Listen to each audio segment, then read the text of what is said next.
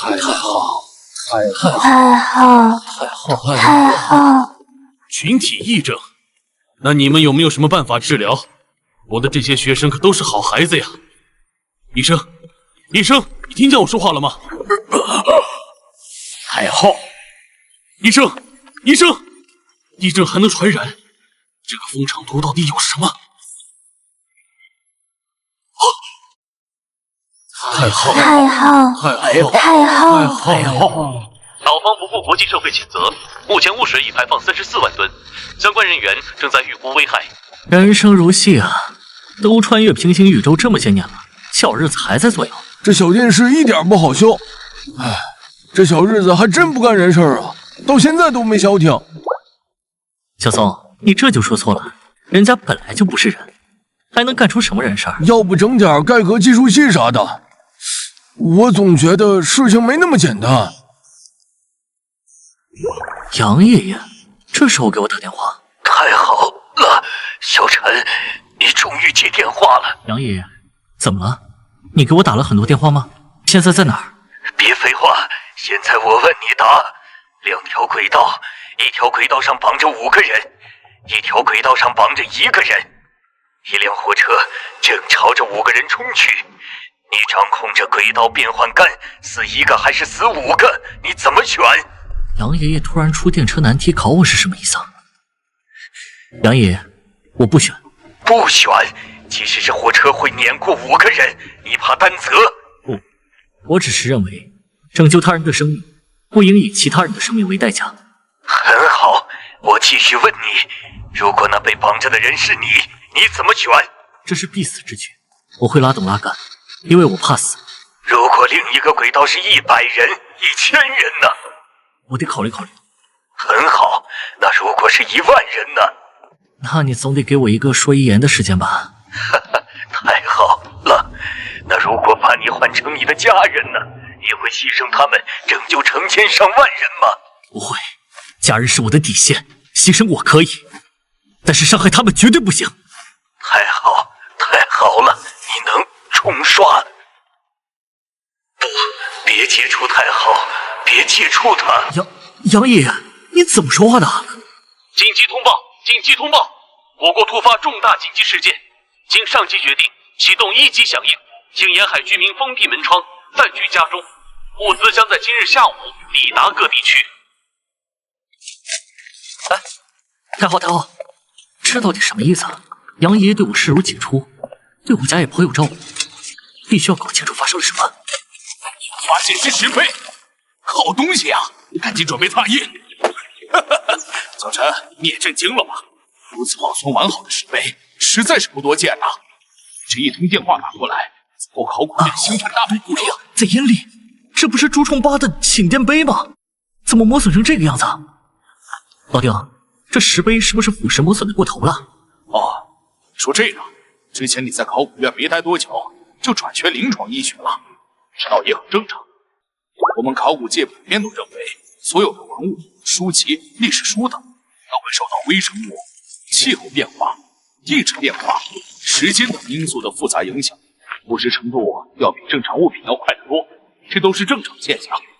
那为什么这种特殊的腐蚀只针对和我们文化历史相关的东西？哎呀，都说了是正常的自然现象，只不过成因很复杂而已。还是赶紧跟我继续挖，说不定还有更多的石碑呢，让我们知道太后是谁呢。什么意思啊？老丁不知道太后是谁？未知？等等，为什么会未知？三皇五帝不是人文始祖吗？这么明显的异常，我这10几年来为什么一点没有察觉？古籍大面积残缺，污渍黑点，文物烂得不成样子，磨损严重，太极八卦啊，怎么还传承泡菜国那边过来的了？你管这叫正常？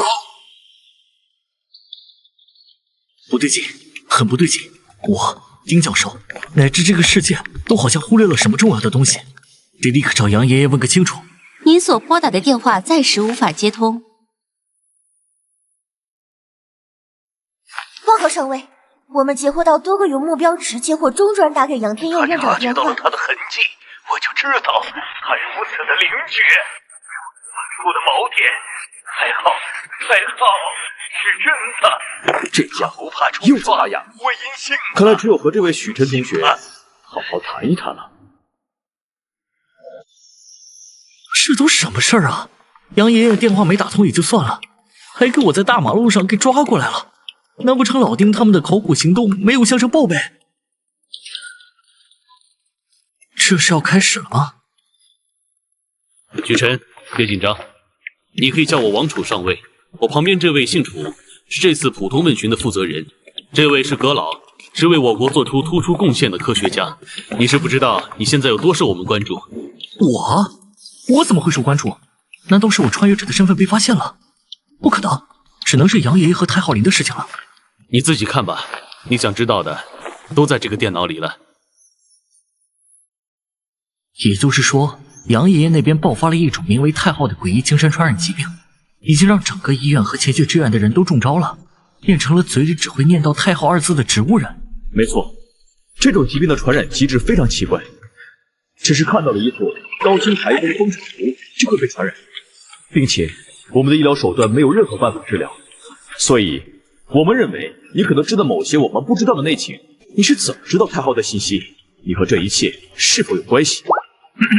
我只是觉得杨爷爷给我打的电话非常诡异，太昊二字出现的次数太多，我就给老丁打了个电话，让他陪我去太昊林所在地挖掘，看看有没有线索。至于我为什么知道，我好像生下来就知道这些信息，只不过我也一直被蒙在鼓里，最近才醒悟过来。那我们就直说了，我们想知道太昊究竟是什么。太昊是一个人，他是我们夏国的人文始祖，可以说没有他就没有我们夏国人。那太昊传染病和我们这位祖先有关系吗？这我就不知道了。倒是我想问个问题，你们知道文物特殊腐蚀的存在吗？和我们讨论的无关，而且这不是自然现象吗？真是自然现象。那为什么我们不知道太昊的存在？为什么我们的历史千疮百孔，遗漏太多？因为我们的历史文献保存不当，不仅是我们，整个世界都是这样，这是常识。请不要转移话题。这不是转移话题，我必须提醒你们，这种特殊腐蚀是人为的，我们的历史正在被人抹去，有人想要毁灭我们整个人类文明。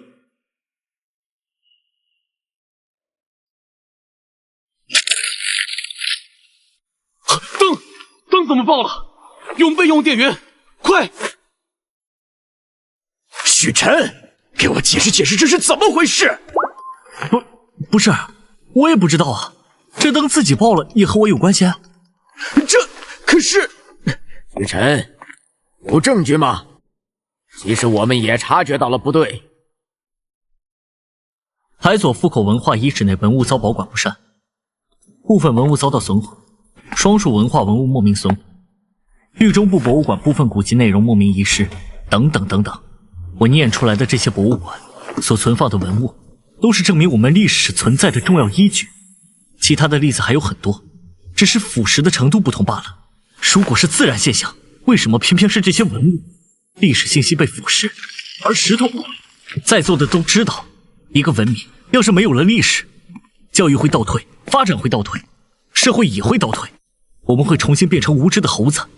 到时候，整个宇宙都没有我们文明存在过的痕迹。是了，这怎么可能是正常的？我们的先祖，我们的历史，我们的文化，怎么可能如此模糊？可是这一切的源头……葛老，你怎么了？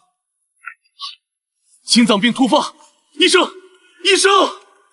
在我们眼皮子底下行凶，立刻给我控制住他！你们干什么？我只是说了我知道的，我什么都没做。早知道我就装傻充愣糊弄过去就好了。现在好了，把葛老给弄抽过去了，说不定要在牢里待一辈子了。装傻充愣没用，我戴着的耳机后面是决策团，他们能够判定你有没有撒谎。你这时候过来，不会是拉我去枪毙吧？不是葛老醒了，他指明要见你。到了葛老的病房，许晨，葛老现在生命垂危，指定你一个人去见他，并且不让我们旁听，所以这场谈话非常重要，我们不可能不做任何措施。你要认真记录。好，我知道了。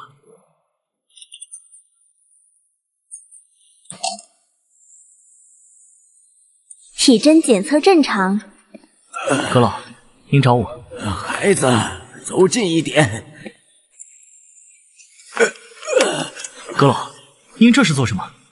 别把生命当儿戏啊！放心吧，他们不会对你怎么样的。你只需要听我说话就行。您到底想说什么？我其实在几天前就察觉到了特殊腐蚀的存在，并且立刻投入了研究。但自那之后，我就一直在做一个梦，这梦一直都不清晰，非常模糊。但在刚刚，我看清楚了。我无法描述我在梦里看到了什么，它无边无际，混乱又美妙，物质和时间凝固成小小一块，如同繁星。体征检测异常。阁老，你还听得见吗？快别说了，一切在报警。如同夜之星光，路上晚灯璀璨，心率异常，心率异常。我一生的追求。阁老，你到底想说什么？我在跟你描述我的梦，不过描述这个梦似乎太过危险。一个梦有什么危险的？我给你说一下我在梦中的感受。在初看到那个不可描述的物时，我很欣喜，那种感觉我没法忘记，远比我当初造出导弹更欣喜的欣喜。我有一种为之奉献一切的冲动，我很渴望那物，我想任何生命体都无法拒绝。可是阁老，为什么选我说这些？你要比他们更牢固，你不怕冲刷？阁老，你别激动，你现在的身体不能再激动了。许晨，你听好了，那物是不可名状，不可言喻，不可视听，理解着万物唤醒。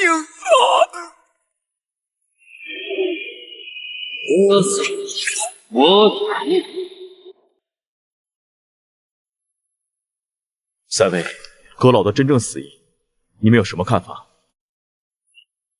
直接死因是药物泵的异丙酚注入过量，但它的质量非常好，不会如此轻易的出问题。加上阁老的尸检报告实在是匪夷所思，我们也不确定。尸检报告有问题？没错，阁老体内不知为何有着远超人体正常生成数量的自由基，这些自由基无差别的攻击阁老的身体中的一切。换个说法，阁老当时在以一种前所未有的速度衰老，如果没有这次药物泵事故，他最后也会因为提前衰老而死。许晨，阁老在你说出来特殊腐蚀的信息之后，就出现了全身性器官衰竭症状，所以根据背后的决策团推测，很有可能那个时候阁老就已经开始异常衰老了。别看我真的什么都没做，而且你们不是有录音笔吗？我和阁老的谈话都在那里面。我个人以及背后的决策团都分析你没有说谎，但问题就出在这儿，录音笔并没有记录下你和阁老的任何谈话。体征检测正常。有体征检测器的声音，但为什么没有录下我和阁老的声音？体征检测正常。这录的什么东西啊？故意吓唬呢？诡异的不是录音本身，而是录音笔，跟药泵一样，以他们的品质绝无可能轻易出问题。而现在，他们两个同时出问题了。现在，我们就像他妈的被什么东西玩弄一样，毫无头绪又无能为力。其实还有更诡异的，阁老前几天针对特殊腐蚀做了相当多的研究，这是他的笔记，但不仅我看不懂，他手下所有的研究生、博士生都看不懂。你这话说的，好像我是能看懂一样，这不是为难洒家？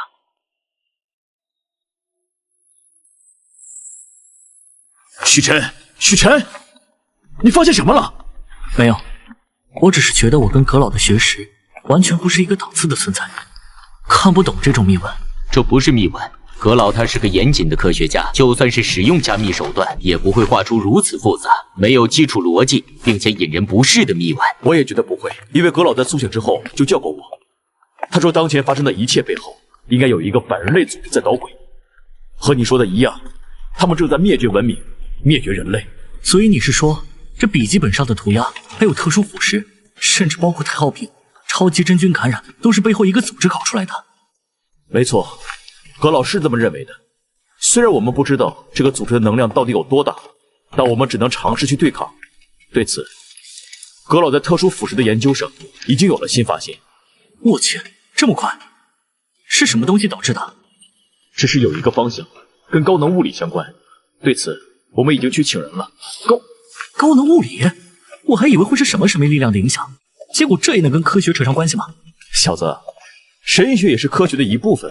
现在我们这边该给的信息都给你了，我们想知道葛老到底是想跟你传达什么信息。葛老最后给我说的信息不可名状，不可言语，不可视听，不就是指的克苏鲁神话的设定吗？可这玩意儿是虚构小说，说出去谁能信啊？管他的，先说结论，不然这傻大哥会一直问。应该是克苏鲁。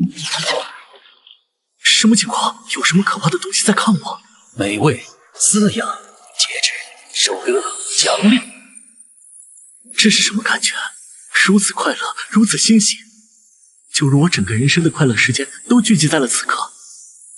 我该奉献一切，我该获得欢愉。传播、传颂、歌颂之名。抬头，我只要抬头就能看到那片星空，那无尽的终极之处。侍奉可得无上欢喜。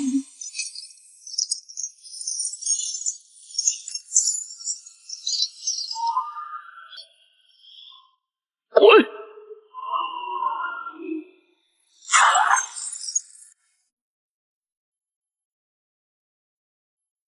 许晨，你怎么站起来了？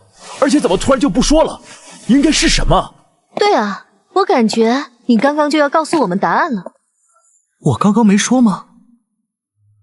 哎，我怎么不能说话了？啊，是应激性失语症。他刚刚应该受到了一次重大刺激。应激性失语？可是刚刚不是什么都没发生吗？我也不知道说出克苏鲁章鱼怪的名字，竟然真的引来了他的注视。但好在不知道谁给我下了禁言术，要不然以他的拳头，在座的都很危险。算了，你先试试能不能写出来你要说的话。先写个1、2、3、4吧。啊，这不是葛老写的那种字体吗？是反人类组织，他们动手了！警卫牌，赶紧！哎，什么意思？你觉得警卫牌也没有用？你是想让我们先去调查特殊腐蚀？许晨的判断能力还没有失调，他写不了东西，我们可以猜，然后让他判定。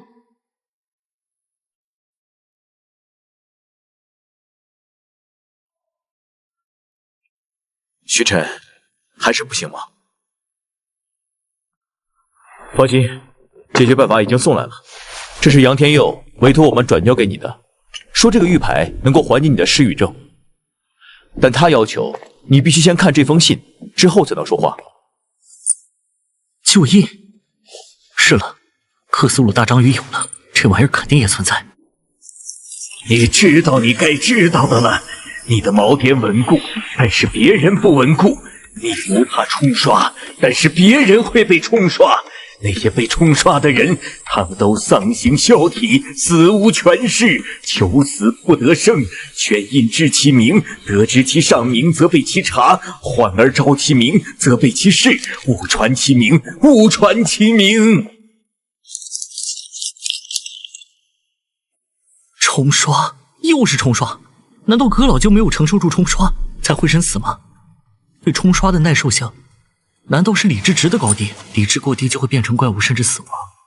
还真符合设定，还真能说话了，这么有效。杨爷爷的信中提到过，还有个人受到了这个组织的攻击，还是死无全尸那种。没错，如果不是杨天佑提醒，我们甚至不会将这两件事联系在一起。你也应该看到。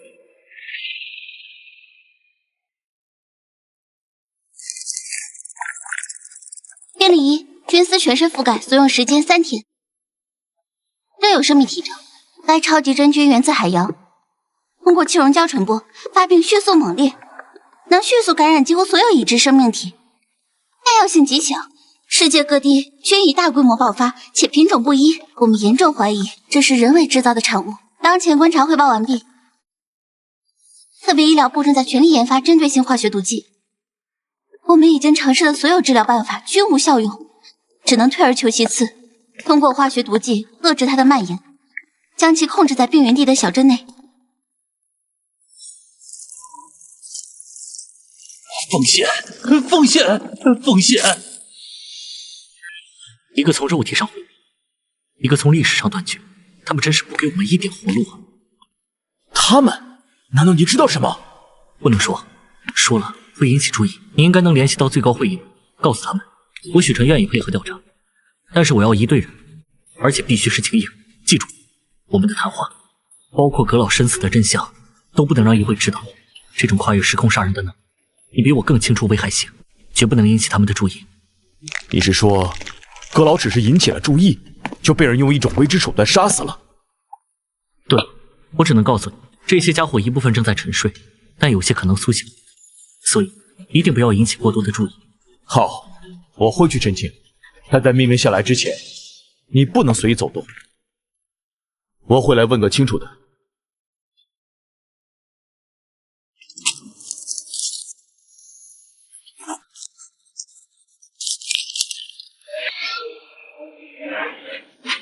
看来你所使用的力量也有所限制。那正在沉睡，应该不至于会被一点小动静吵醒吧？克苏鲁老巢的具体位置我为什么忘了？明明前世还认真背过，不应该忘了。楚上尉，这么快就办好了？这才不到2个小时。上面对此很重视，他们相信决策团的判断，也不能接受葛老这种级别的科学家再次身死的后果。所以，最高议会决定即刻成立特殊事件调查部，许晨任部长，各级人员调配由许晨全权做主，但需尽快拿出成果，时间不等人。放心，我虽然是个大学生，但知道轻重。现在你给我介绍一下这几位。世强，老安全局成员，主要负责信息分析和推理；楚心，计算机天才，负责信息收集以及联系科学团队和分发你的任务。王月，你早就认识了，他精通脑神经医学，是心理专家、侧写师，负责团队心理健康评估和对敌人的心理侧写。许晨同学，我说话直，你别见怪啊。你一个大二的学生，就想着解决整个世界都解决不了的难题，说实话，我不太相信。史强，这是议会的决定，而且许晨是特殊的，这点不必怀疑。好了，有质疑是好事，但现在我想问一个问题：要消灭一个有害影响，最简单的办法是什么？这我知道，找出源头，连根拔起，不留后患。说的没错，现在世界超级真菌蔓延，文化历史腐蚀严重，但他们都有源头，而我已经找到了其中一个的冷巢。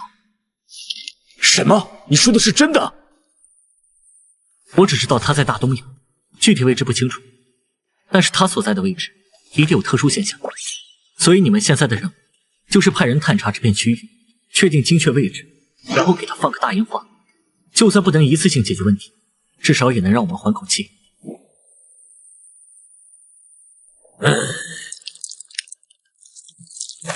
该死的，怎么这么多藤壶啊？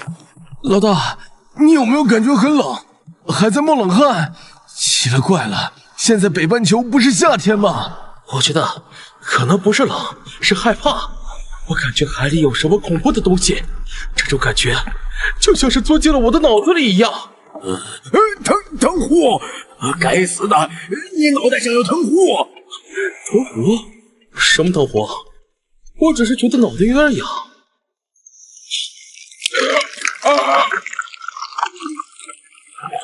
置身于血雨中，置身于糊涂中。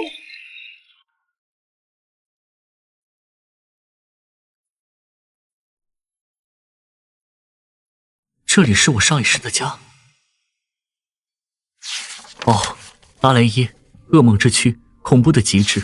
无数世纪之前，他那脱胎自黑暗群星的巨大可怖的形体就建造出来了。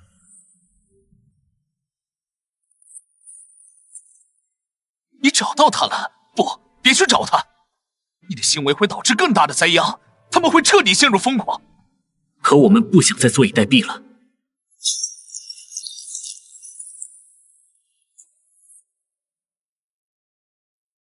部长，都什么时候了，你还睡得着觉？快起来开会了！阿米瑞克那边真找到了异常，就在你之前标注出的范围内。什么？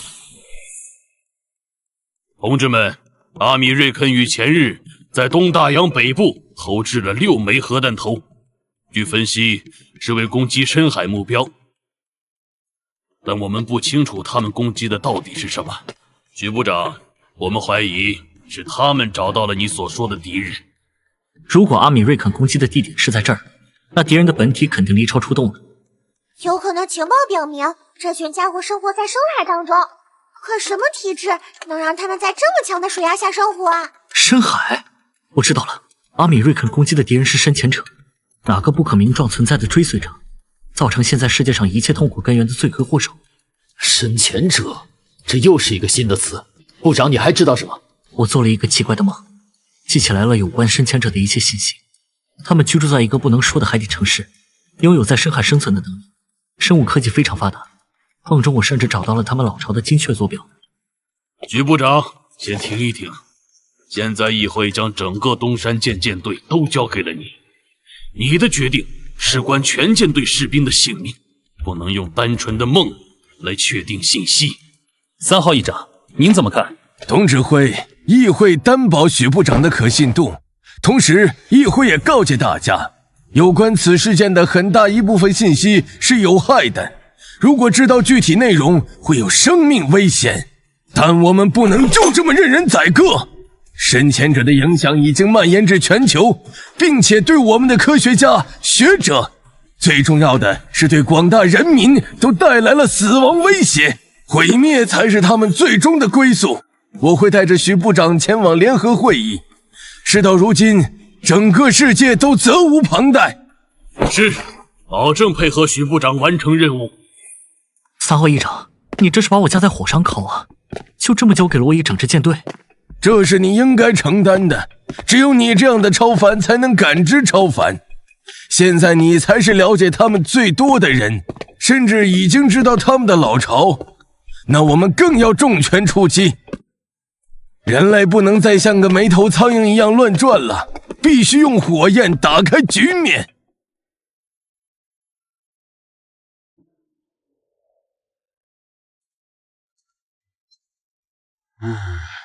很抱歉，这次的经济会议是有点仓促，我们准备的并不充分。不要说那些无意义的废话了，你现在应该为我们尽快解释一下，你们发射的那2枚洲际弹道导弹。格拉西莫将军说的对，米瑞，洲际弹道导弹的误射已经严重威胁到全球战略平衡，我们需要的是坦诚的解释，而非敷衍的道歉。很抱歉，我这就为你们介绍一下前因后果。这种未知生物被我们的白马骑士命名为深潜者。根据目前的研究，他们能操纵一种生物武器藤壶实施攻击，这是我们找到的样本。而且这种藤壶非常像是基因工程的产物，他们的生物技术非常高。这是我们的舰队发现该海域异常之后，被藤壶攻击的画面很惨烈。但我们发现了更让人不安的事实，这种藤壶是基因编辑的产物，其生物技术远超我们人类。我们面对的是一个非常强大的敌人。我希望我们能够建立一个对抗深潜者的军事同盟，哪怕是暂时的。我们需要最强大的联合军队，最迅速的行动，直至把这群深潜者从我们的星球上彻彻底底的消灭为止。我们的白马骑士已经掌握了深潜者的信息，下面请他来为你们说明情况。阿米瑞肯真正的目的是信息垄断，但米瑞想不到我们已经了解到了所有信息，甚至是深潜者的老巢位置。回应我主的要求，前来为你们解答困惑。我想知道你是怎么知道这些信息的？你的主是谁？我主是耶和华，他全知全能，他在梦中给予我指引，让我引导世人躲避灾祸，现在准说应去大海之上寻找敌人的确切踪迹，消灭他们。全知全能，怎么连深潜者老巢位置都不知道？感觉还没你厉害。谁知道呢？这家伙不会被忽悠瘸了吧？议会动作还真是快啊，这就把深潜者残骸从阿米瑞克弄回来。正好要去舰队任职，就顺路看看。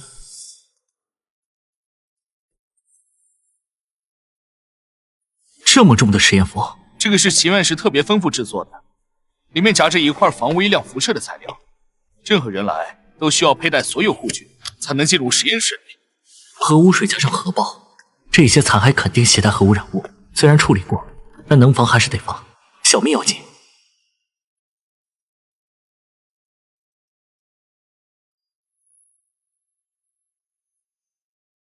记录一下实验体的肌纤维类型，预估也跟正常人体一致。老师，记录下来了。记录本给我看看。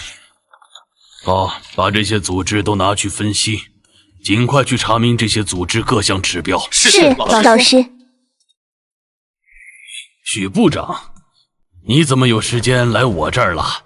我要前往东山舰舰队任职，就顺路过来了解一下敌人的信息。奇院士现在有什么发现？这种造物非常神奇，他们的肌肉皮肤在失去活性之后，就跟人类一样，但在主体存活之时，他们能抵御深海水压，甚至子弹对他们都没用，并且他在蓝星上没有任何生物学上的近亲，这是最要命的。他们是外来者，他们的 DNA 远比我们的更多更精妙。我们还在他们的细胞中发现了一些很精致的全新的细胞器，阿米瑞肯将其称之为 Immortal Organelle， 它们能起到替代 DNA 端粒的作用。Immortal Organelle 之永生细胞器，所以深潜者的细胞分裂不需要端粒。没错，这些细胞器能防止在细胞分裂时染色体丢失或损失基因信息。换而言之，它们的寿命会很长，接近永生。就单单是这个细胞器，我们就可以定论，这绝非是地球上自然进化的物种。到底是怎样的存在，才能够制造如此精妙的造物？部长，不，徐司令，刚才1号议长来电，国内的患病患者正在异常快速的增加，同时，欧罗巴许多国家，包括与我们相邻的巴拉特，都遭到了大规模的超级真菌入侵，死伤非常惨重。楚钦，调出卫星图。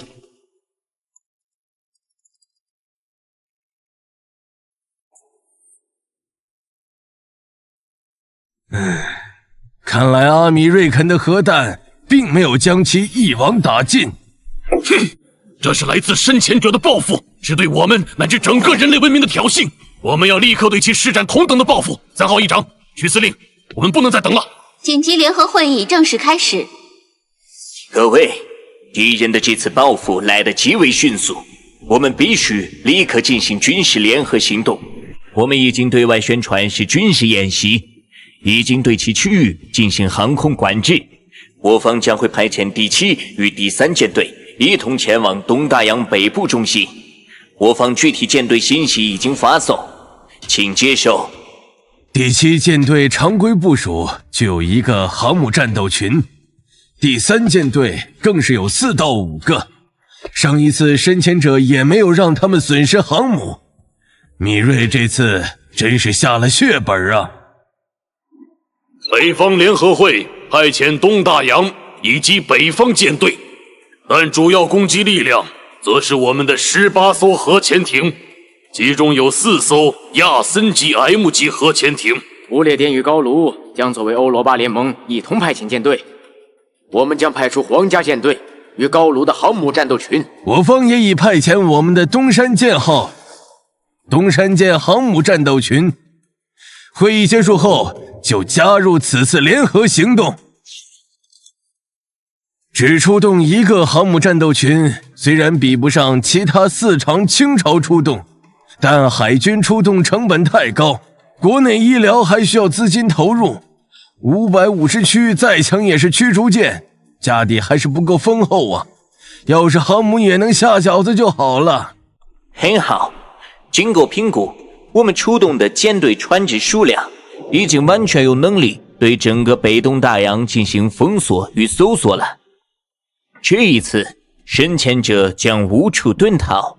不过这一次的战斗不像以往的海面战争，我们有共同的敌人。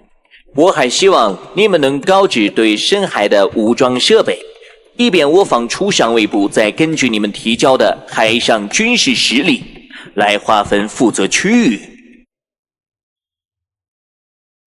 这是针对那些机身藤壶的光域微波装置，它完整的覆盖了整整1艘船体，对人体杀伤效果有限，但是对于想要附着在船体上的藤壶而言，很短的时间就足以致死。一群老狐狸，他们这是来秀肌肉的，下一步估计就是要主动权了。我们还有其他对深海武装，但是这3种足以代表我军的锁敌、进攻防御能力，因此我们将负责北东大洋东部1/3的区域。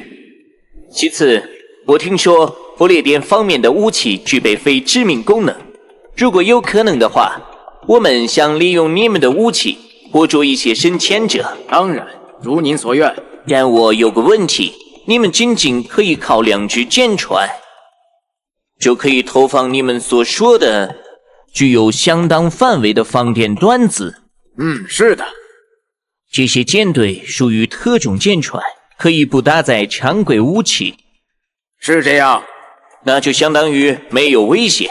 既然如此，我提议我们每个舰队都编入2艘，他们搭载了电流武器的特种舰队，来捕捉可能遇到的深潜者活体。心跳突然这么快，这种危险的预感难道和不列颠有关？他们的舰船有问题？那么就先这么决定，毕竟以人类大局为重，让兵工厂对我们的无人深潜器做一做防电措施。我们可以接纳不列颠的特种船只并入舰队。我也认为可以，深潜者的躯干身体都有很高的研究价值，是个好机会。楚心小同志可以再次接入会议了。不行！怎么了，许晨？有什么不妥？不清楚。3号一长，不能接纳不列颠的特种船只。为什么？不列颠的船有问题。许司令，我理解你的担心，但现在人类文明的危机在前，各国都深受其害。他们背叛的理由是什么？难道就不怕我们的报复？这可不是100年前了。这就是我疑惑的地方。我只是一种强烈的预感。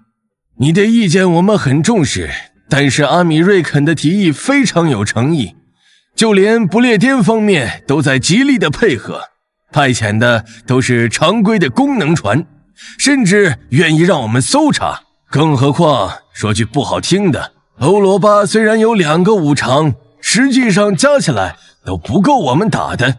他们没理由，单靠预感的话，我们很难调整整体的军事部署，特别是我们已经达成联盟了，你需要提供证据。哎，对呀，总不能直接说我的灵感预警了。明天就要出海了，我该怎么办呢？3号一长，那我这个司令在舰队出海之后有多大权力？出海之后，你的楚上尉也会跟上，帮你分析。但如果你判断情况危急，那么你的命令高于一切。毕竟你是我们之中唯一的超凡，议会相信你。好，感谢你们的信任，我会保护好我们的舰队的。司令，不列颠的2艘特种船只已经抵达舰队附近，他们询问我方要不要登船检查。我建议登船检查，我们有设备，检查一下也能安心。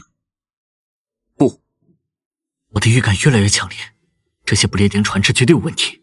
我们去登船检查，很可能让他们狗急跳墙，让他们远离我们的舰队，至少要隔开相当的安全距离才行，否则立刻击沉。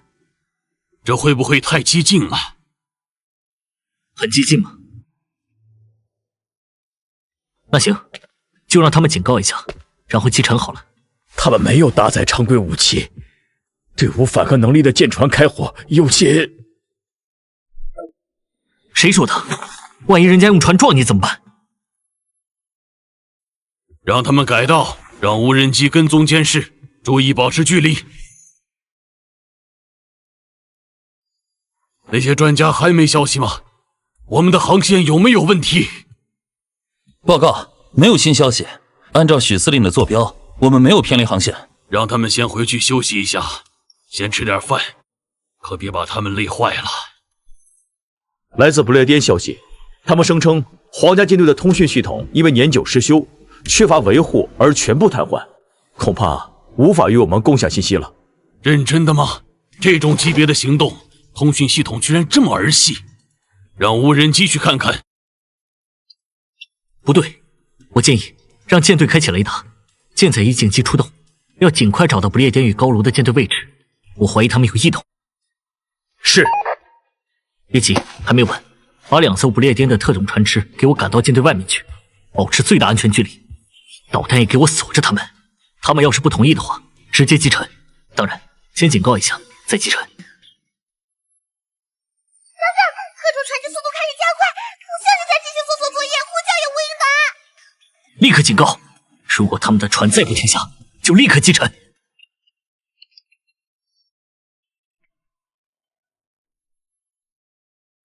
许司令，虽然议会非常重视你的每一个意见，但这次真的有些不合规矩。现在是特殊时期，你无法保证不列颠在会议上说了真话，我必须掐灭一切可能的危险。好吧，你说的有道理。这次不是演习，无论发生什么事，我和你一起承担。谢谢。如果我要更保险一点，防止不列颠舰队的攻击，怎么做？再起飞一个舰载机编队，建立空中优势，掌握制空权。不过目前不列颠舰队没有动静，我们如果做出这样的行为，无疑是挑衅。那就让他们当作挑衅，命令航空飞行编队起飞，掌握制空权。是。但是有个问题我必须说，这次行动我们没准备跟其他国家打仗。搭载的几乎全是深海武装潜艇与相关补给，空中编制不足正常作战单位的1/3。这对我们掌握制空权有影响吗？有，这样做的代价是我们的航空母舰和舰载战斗机火力与燃油不多，若是爆发空中战斗，需要速战速决。那就这样安排。等等，丑小伟，到！快，不必警告了。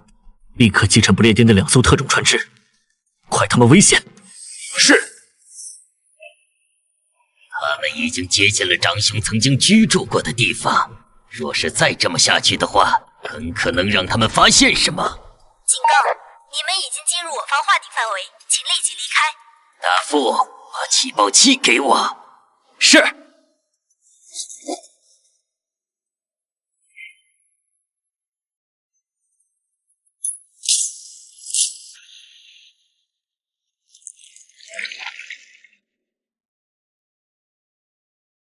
为了兄长，为了我的主，你们赶紧毁灭吧！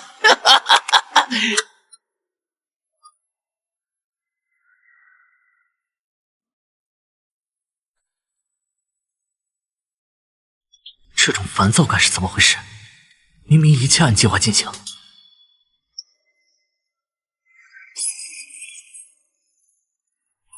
遭遇核打击！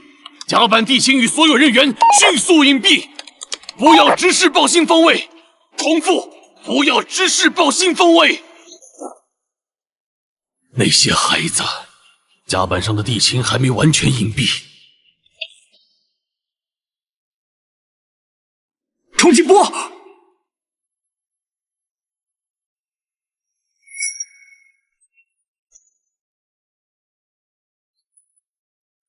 好痛！东指挥、部长，你们受伤了，现在先接受治疗。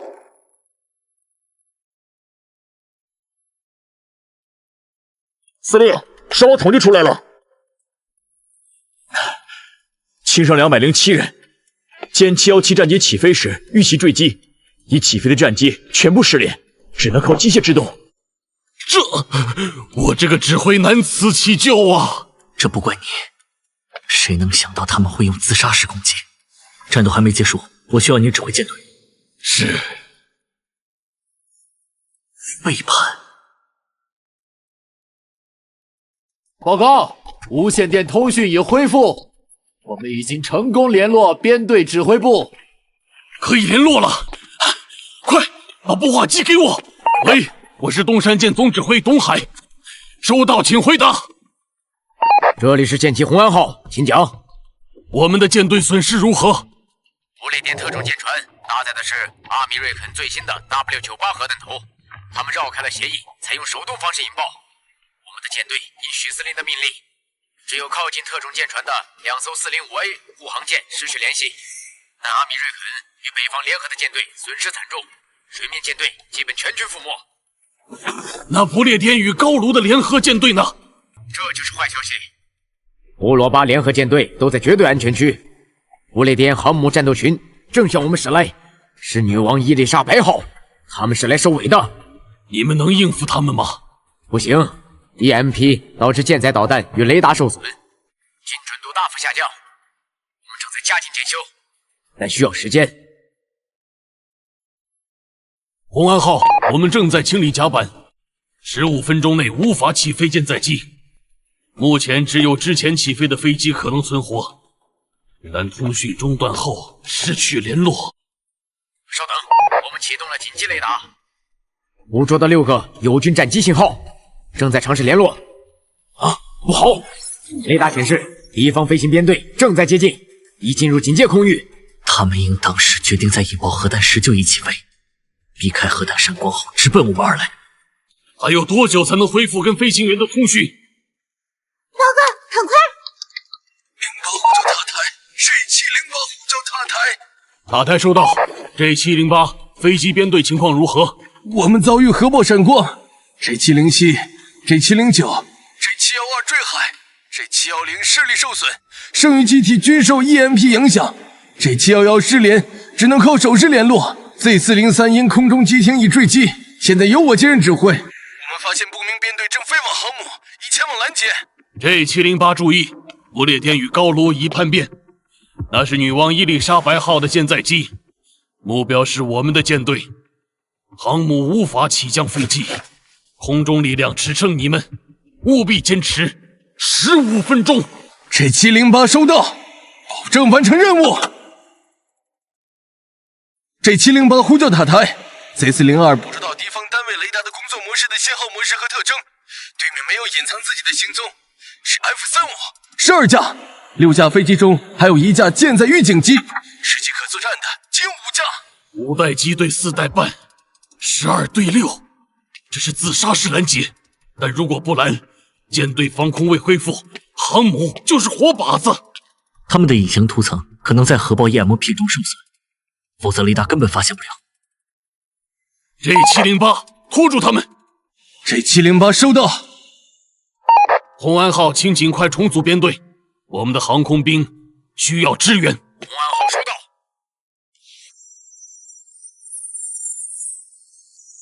改装后的雷达果然精准，但这数量是一整个中队的敌机，身后的 J711还能撑住吗？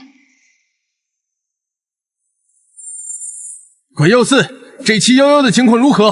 鬼洞8，勾711雷达与无线电仍然没有恢复，它让我们保持前进。雷达截获，雷达截获。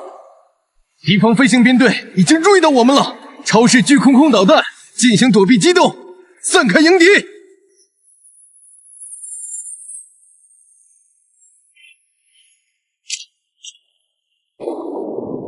雷达截获，雷达截获。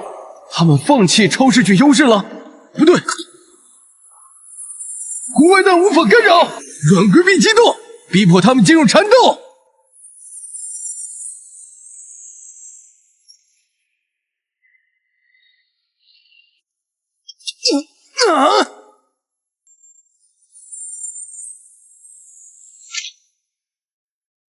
我主公，你掩护！鬼妖洞，你这样太冒险了，那是实弹。鬼洞爸，我明白，但我比你更适合引诱。他的视力受损，这是在用生命为我们创造机会。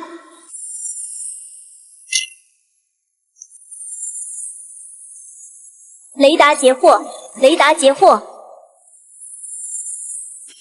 这操作像是新手，不对，是陷阱吗？我锁定敌机，发射核导弹。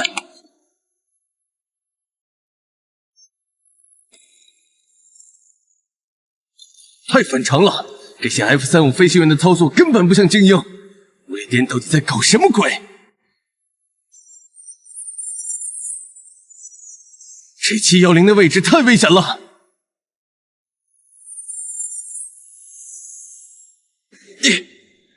这些 F-35飞行员简直像刚毕业的菜鸟，连最基本的交叉掩护都不会。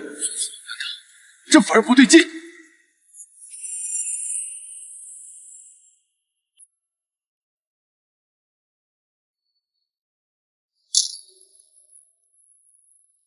终于解决一架。快动把拐10，我是拐13。林命说，小心那架黑尾翼的 F-35。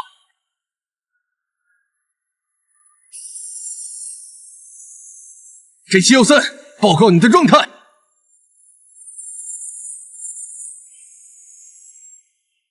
鬼洞八，这架 F-35不对劲，它的过载至少9G，我躲不开了。这714，保持机动，我来吸引他注意。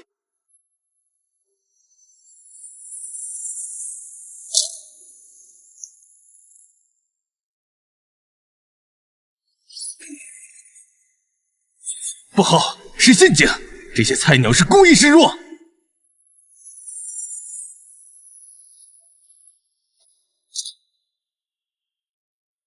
鬼11，你的雷达恢复了，他的通讯系统根本没恢复，他是来送死的。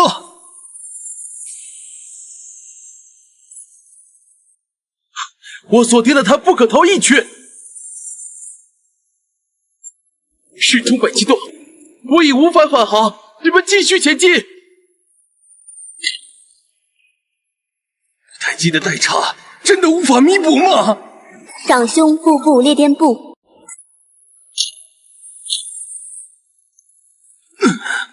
奇怪，哪儿来的杂音？请不要屏蔽我，我需要你的帮助，而你们或许需要我的帮助。不列颠飞行员，在这种时候是劝降还是陷阱？但现在情况已经不能更糟了，听听也好，或许能找到突破口。我给我的战友，还有我的祖国所有的人民，都被恶魔占据了躯体。恶魔什么意思？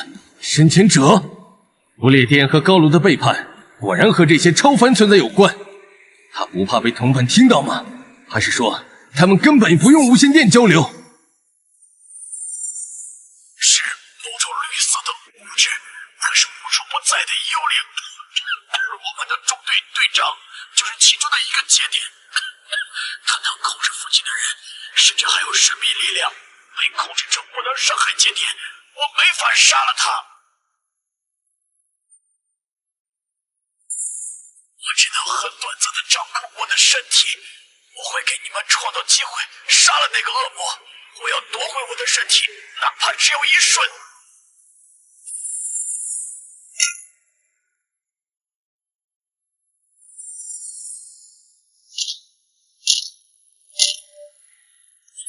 这是什么机动？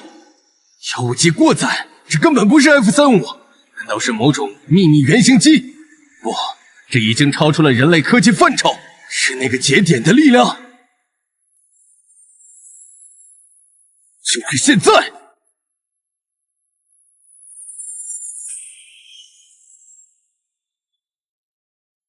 怎么可能？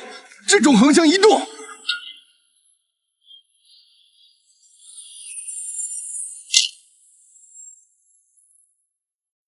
没有作用，没有作用，已经晚了，已经晚了。他还在呼唤我们，他还在呼唤我们，我们无法摆脱他。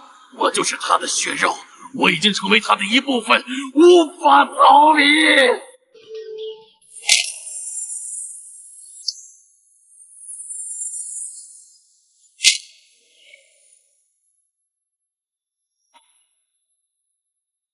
G708，这里是鸿昌号。抱歉，我们来晚了，但我们雷达突然失去所有敌机的踪迹，他们逃跑了吗？不，他们坠毁了。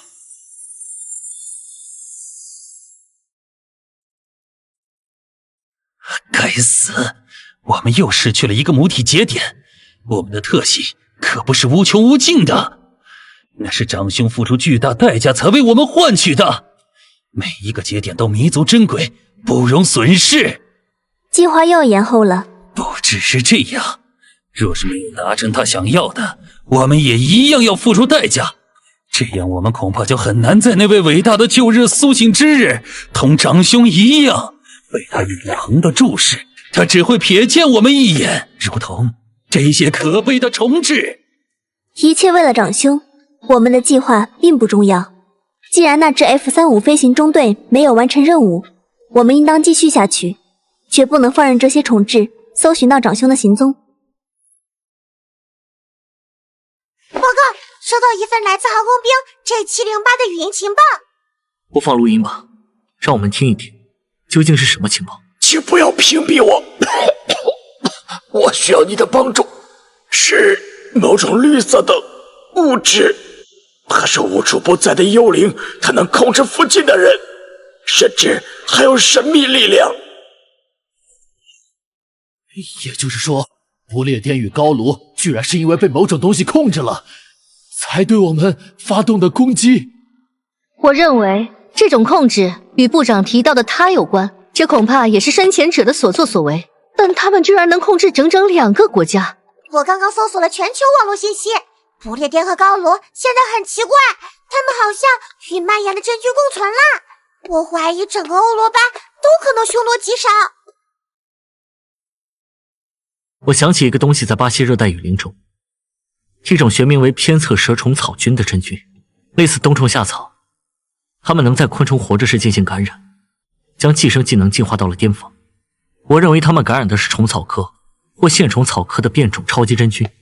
那样的话，巴拉特感染巴拉特的真菌属是霉菌属，与阿米瑞肯及我国沿海太平镇爆发的真菌一样，主要体现在致命性上。霉菌属应该没有控制心智的能力。那他所说的节点会不会与此有关？不愧是老调查员，是有这个可能。对方拥有超凡力量，这种力量相当危险。你如果要说这种真菌会像 WiFi 或者蓝牙一样，通过信号来控制人体行为，我其实也不感到奇怪。继续注意不列颠和高卢舰队行踪，战斗还没有结束。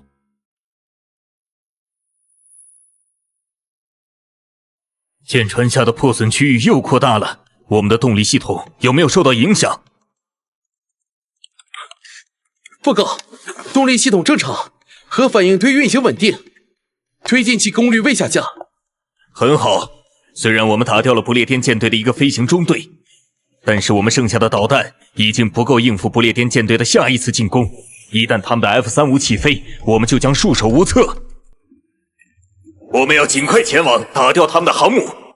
红安号和其余2艘550大驱还有更加重要的任务，他们还要前往更深的大海。同志们，考验我们的时候到了，为家人，为夏国，哪怕是沉没，我们也要击沉不列颠的舰队，让他们永远沉睡在这儿吧！全速前进！是，全速前进！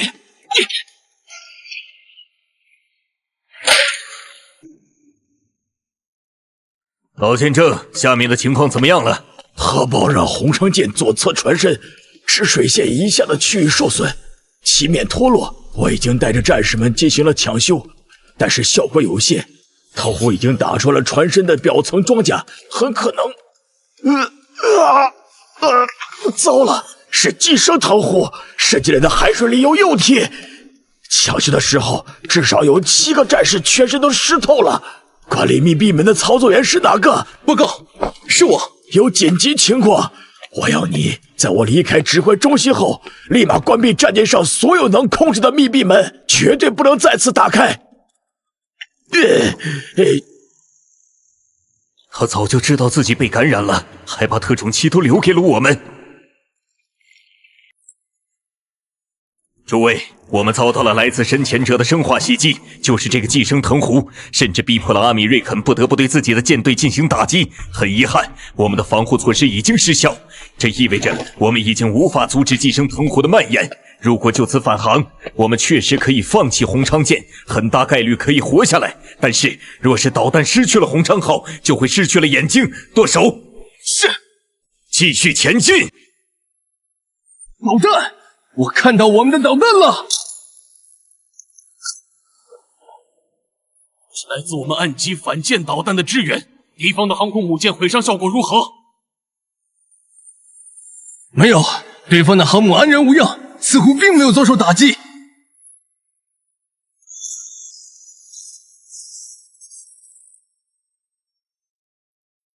剑桥指挥中心呼叫甲板地勤，海上漂浮着什么？是寄生藤壶，但我们的特种器仍然在发挥着作用。但是洪昌号似乎不太妙。洪昌什么情况？最后信息，洪昌号船身有受损的地方，无法用特种器阻止寄生藤壶的蔓延。有船进入雷达范围，洪昌号要撞上了。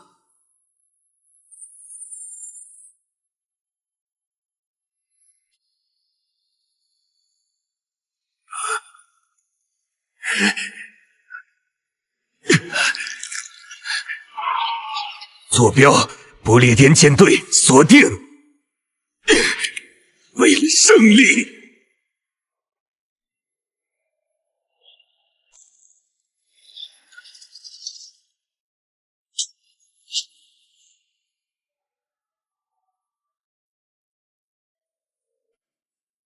洪昌舰牺牲了。我们还有大海，不会忘记他们。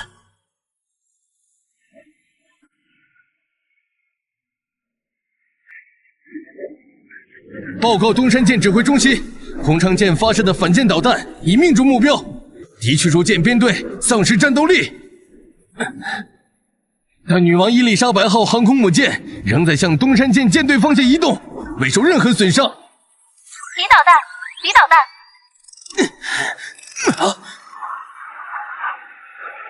敌舰防空系统反应延迟，他们没有预警机支援。这7要次掩护，我尝试反舰导弹攻击。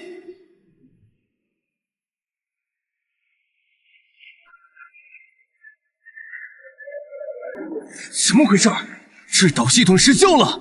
G708呼叫塔台，请求战术指导。塔台收到，立刻返航，甲板已经清空。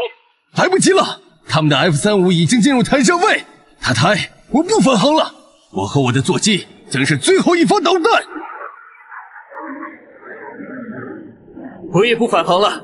教员说过，生死举足轻重，换个航母值了。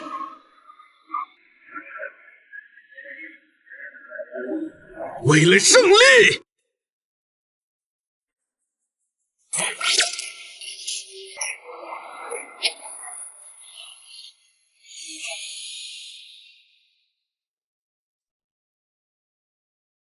愣着干什么？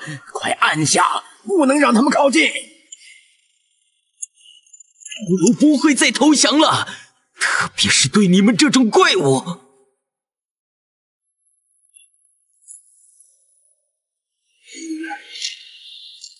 上国，所有还在战斗的人们，请为我们报仇。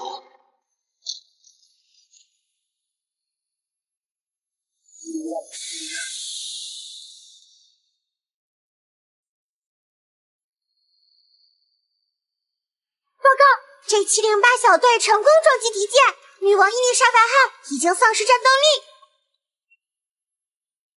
他们用生命为我们争取了时间，我们一定不能让他们的牺牲白费。继续前进，我们就快要到这群畜生的老巢了。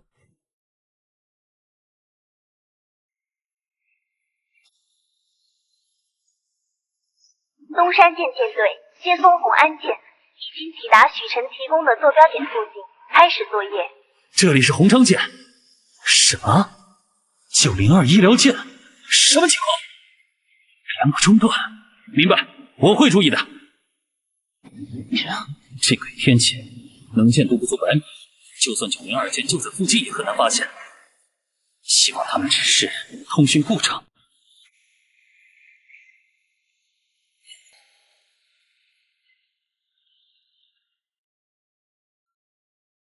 刘舰长，马上要进入风暴中心了。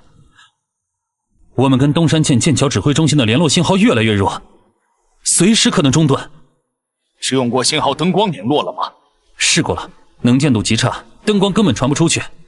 而且我们也不知道902舰的具体方位。这种极端天气不仅干扰无线电、卫星和数据链，连声呐都受到了严重影响。如果不是还能检测到902舰的拖曳声呐仍在运行，恐怕我们已经彻底失去他们的踪迹了。这次不是普通雷暴，是极端天气现象，性质堪比龙卷风、台风和冰雹的综合体。不能撤，司令标注的位置就在下方，那些学者都已经不顾安危，进入深潜球，准备下潜探查情况去了。我们更不可能放弃。我明白，按计划进行吧。对了，去帮我把0号船舱的手提箱子带过来，我有预感，我们很快就能用得上。0号船舱，那个存放特殊设备的仓库。没错，快去。是。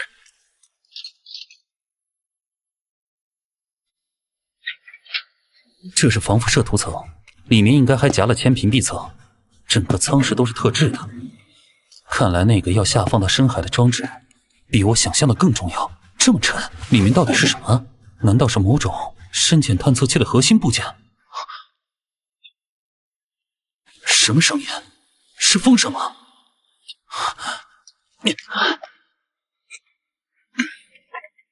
中央仍然没有消息吗？我确认一下，干扰还在持续。联络员说，尝试了所有加密频道，都无法接通。还在持续？我们在水下的同志进展如何？深潜球下潜顺利吗？他们还在进行作业。怎么回事？我为什么有种莫名其妙、毛骨悚然的感觉？不像是单纯的冷，不太对劲儿。我建议向东山舰指挥中心发警告，通知水下的同志们尽快完成作业。我怀疑深潜者已经行动了。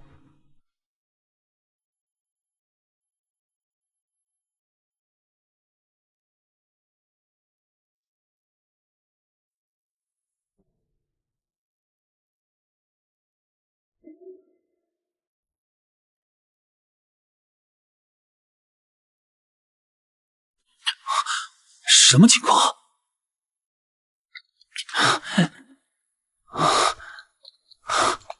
深潜支援组队长，速到2号吊机。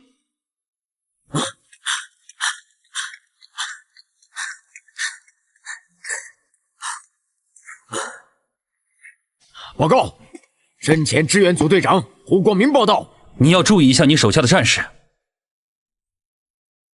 如果有不适，立马安排去看军医。是。不过为什么突然会说这个？我们到现在都没遇上敌人，应该没有伤员才对吧？你看看那位战士，田聪接替丁超的职位。丁超，你给我暂停手上的作业，先过来。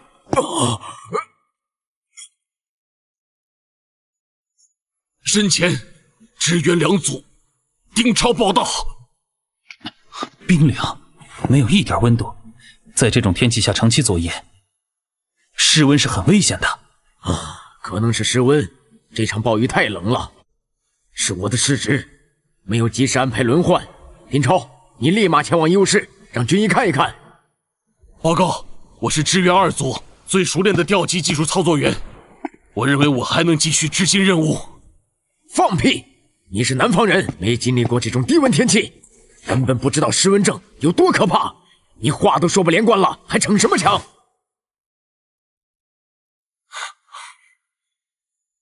是。我马上就去。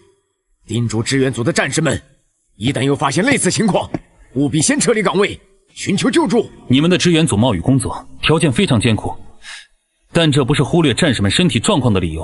我这边也会呼叫随船军医，为所有露天作业的船员战士进行检查。是。怎么？是遇到什么难处了吗？东副舰长，我感觉不对。不对？有什么不对的地方？这不像是室温症引起的颤抖，是恐惧。他们的生理指标显示心跳加快、呼吸急促，这些绝不是室温引起的，更像是极度恐惧的表现。恐惧？这怎么可能？我们的战士都是经过严格训练的，思想上武装到了牙齿，能为任务赴汤蹈火。怎么会因为这点风雨就恐惧？而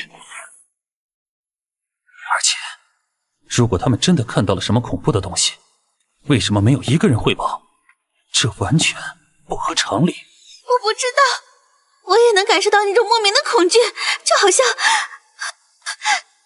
有什么东西在盯着我，但是我什么也没看到。这种感觉是无缘无故从大脑里蔓延出来的，有可能是某种幻觉，或者精神类药物。不，更像是某种直接作用于生理的攻击，与意识无关，就好像我们的生理机制被篡改了一样。必须向902医疗舰请求支援，我发现不了病因，现在的情况已经完全脱离了我的掌控。我们已经呼叫了医疗舰，但是到现在都没有回应。难道是通讯中断？难道是这暴雨本身有问题？如果雨水里还有某种未知物质，那意味着天上的雨云可能蕴含着几万吨的。别瞎猜，当务之急是确认902医疗舰的方位。怎么回事？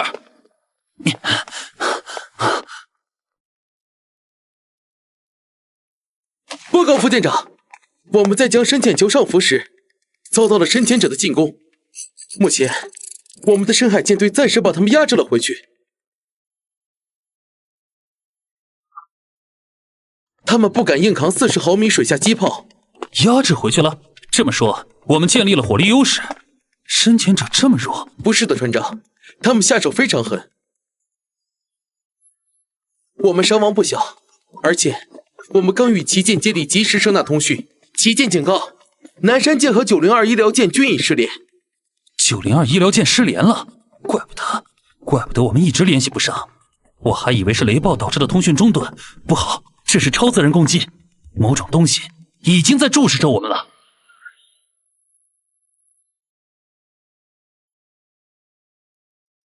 水下的战士情况如何？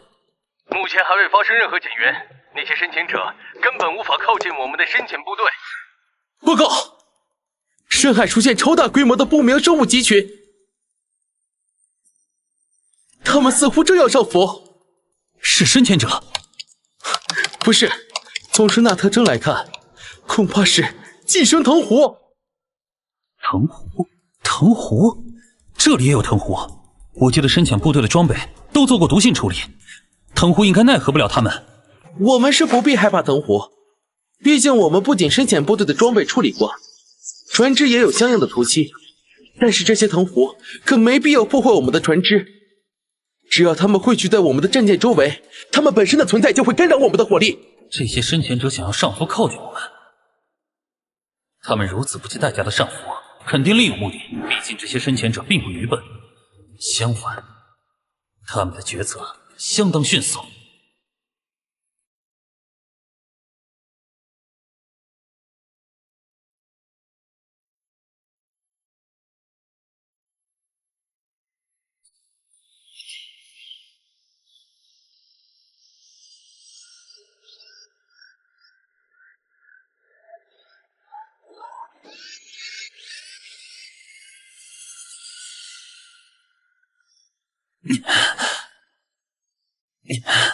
保持清醒啊，陆泉！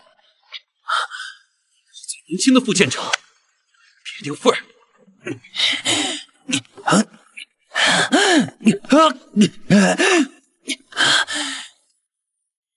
绝不能让深潜者和藤壶接近舰队，必须将他们阻拦在200米水下。这种量级的藤壶，单靠我们的深潜部队可无法解决。先进声呐，操作员，启动声呐全功率模式，给我轰碎他们！全功率模式，找到了。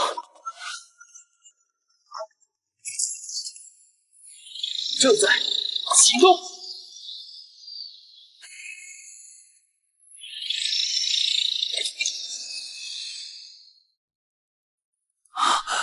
有效，那种无处不在的恐惧感正在消退。哈哈哈哈哈！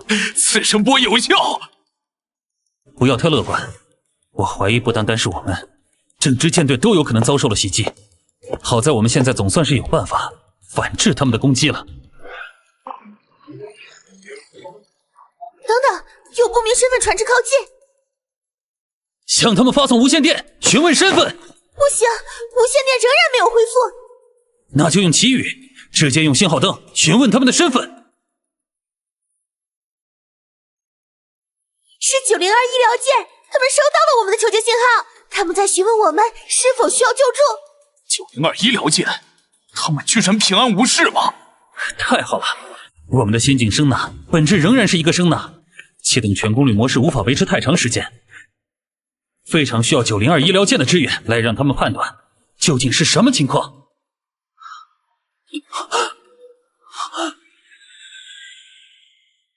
先进声呐在全功率模式下只运行了56秒，发音单元离线，我们的声呐已损坏。这么快？那立刻快联系902医疗舰的快艇，让他们尽快返回。放心，同志，我们是902医疗舰的军医。我给你注射的是贝塔受体阻滞剂，能帮你抵抗这种恐惧。贝塔受体阻滞剂可以通过阻断贝塔肾上腺素能受体，来遏制心率加快、血压升高以及其他应激反应。902医疗舰在遭遇那种不知名的恐惧后，想出了应对的办法。刘舰长，指挥中心内所有人均已注射完毕，只剩你了。先救操作员。他居然全程保持清醒，在那种程度的精神攻击下，不愧是老舰长。感谢你们的支援，打断了附近海域的恐惧之声。不过，为了接下来的行动顺利，许司令他亲自来了。什么？司令亲自来了？这可是前线，不行，让司令赶紧回去啊！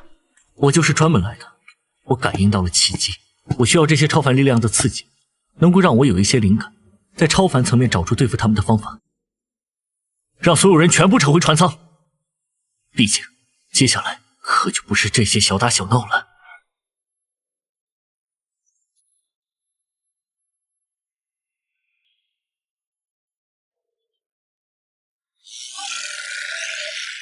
奇怪，我看到这种级别的超凡生物，理智为什么没有下降？不管了，既然我是特殊的，那么就来吧，克辛拉，克苏鲁之子。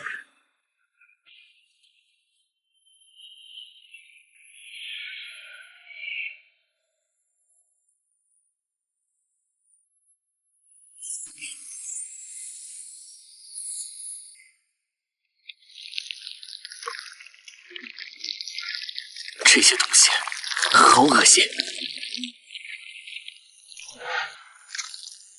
天高地久，仰首赞叹，今夕苍穹，星移斗转。十四晋江，石虎光阴，缟素耶晓，天地神明，万种岁岁，家喻户晓。早早可惧，永世不朽，动心触目，局其不安，名声极盛，慈悲无阻。太后，你是太后？你刚才唱的那些是在说什么？来龙去脉。好家伙，还真是言简意赅。所以你是在警告我们？可现在深潜者老家都快被我们打穿了，这警告是不是来的有点晚？哎，你还真是大胆，那可是不可名状之子嗣。你以为你真的不会死？这不重要，我要掌握一定的力量。这到底是什么地方？归墟，世间万物之终结。啊，玩这么大？归墟不是传说里的地方吗？你务须了解此地，这里与你并无意义。话是这么说，不过归墟里有这种东西是正常的吗？看着就不像擅长。不正常。你知道我来找你是来问策的吧？你很重要，我会帮你。既然你需要想起一些知识，它抹除了所有神秘学知识，唯有我保留部分传承。但这些知识不能直接给你。为什么？是怕信息污染？我的锚点很坚固，直面科西拉都没事。你的锚点确实坚固，但问题不在污染。难道是因为我知道这些知识后会被他察觉，所以不是不能告诉我，而是只有我自己接触或推测出的信息才安全，就像反向污染他的罗网。如此聪慧，他的蛛网笼罩过去未来，你是唯一不受其束缚的变量。若从这里获取本不应知的知识，就会触动蛛丝。这么说，人类现在就像蛛网上的猎物，只有我这只虫子能在网外活动。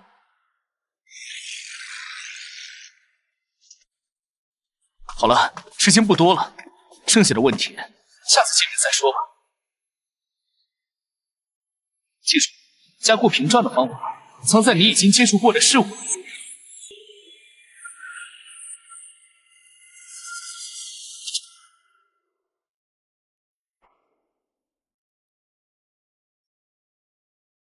雷电停止了，电磁影响也没有了，太后拖住了科西拉。快投放武器！现在敌人已经暂时没有了头领。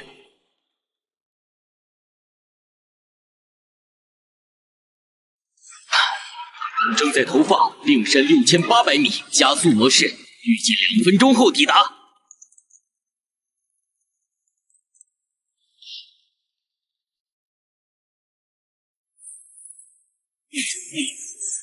深潜者，找死！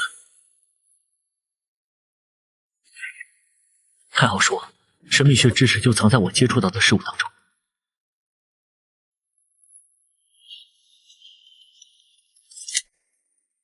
那么就你了，万境之首，铁镜。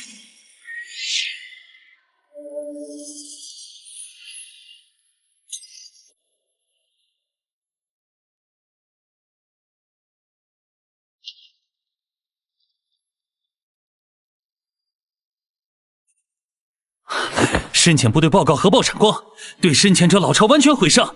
司令，我们成功了！我们成功了！真的成功了！易经竟然真的有用！司令，司令！报告，地听系统捕捉到北东大洋次声波，核爆特征明显。地听系统，卫星图像呢？未观测到光闪和云团，深度可能超过6000米。许司令，他们成功了！好啊，好！报告，紧急军情，欧罗巴不列颠方向出现异动。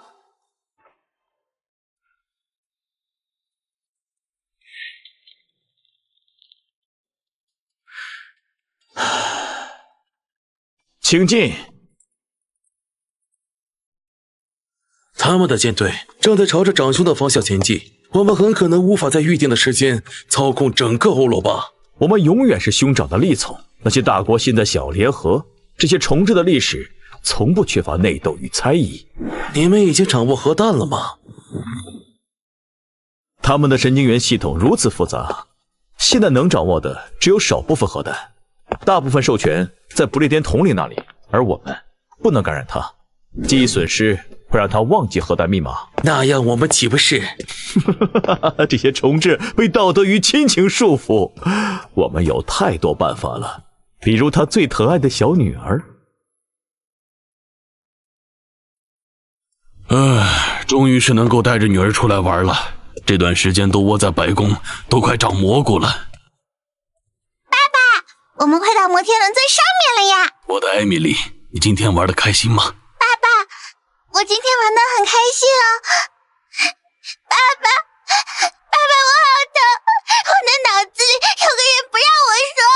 艾米丽，你哪个地方疼？不知道，全身都疼，像有虫子在咬我的骨头。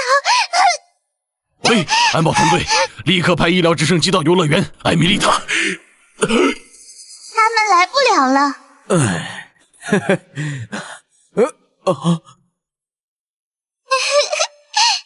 爸爸，你是谁？我就是你的女儿啊，爸爸，我们该下去了。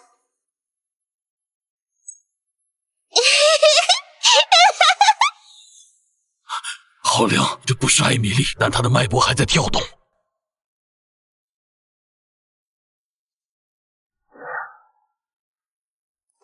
得不承认，这是我的失误。你的女儿即使到现在都还能存在着一定的思维能力。你到底是谁？你们有什么冲我来？她只是一个孩子。我是长兄从伟大的模仿的亿万光辉之一，因此你可以称我为万物归一。万物归一。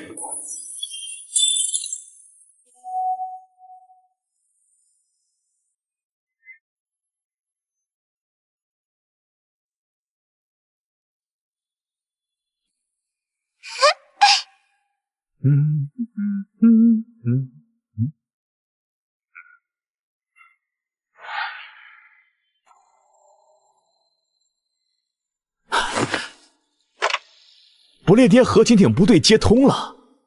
天哪，这可是我们正式接触潜艇部队，我们派去参加联合军演的军舰都没有他们。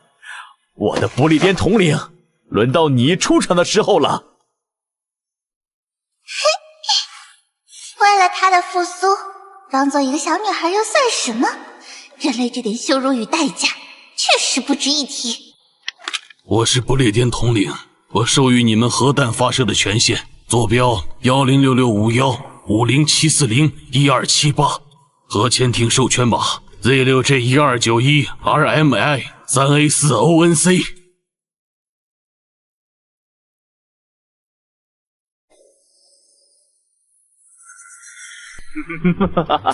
终于能消灭你们这些虫豸了！我要为我的长兄复仇，你们都要化为灰烬！啊！离线！该死的虫豸！你做了什么？因为我前半部分授权的是销毁核弹的密令，这些销毁密令更简单，它们是虚伪密码，可以嵌入任何一串数字中生效。而后半部分嘛，你竟敢阻止长兄的计划！你竟敢！立刻下命令拦截他们！你倒不如命令我再造颗核弹，大臣。你为什么要这么做 ？England expects that everyone will do his duty. We shall never surrender. 对不起。没关系，爸爸。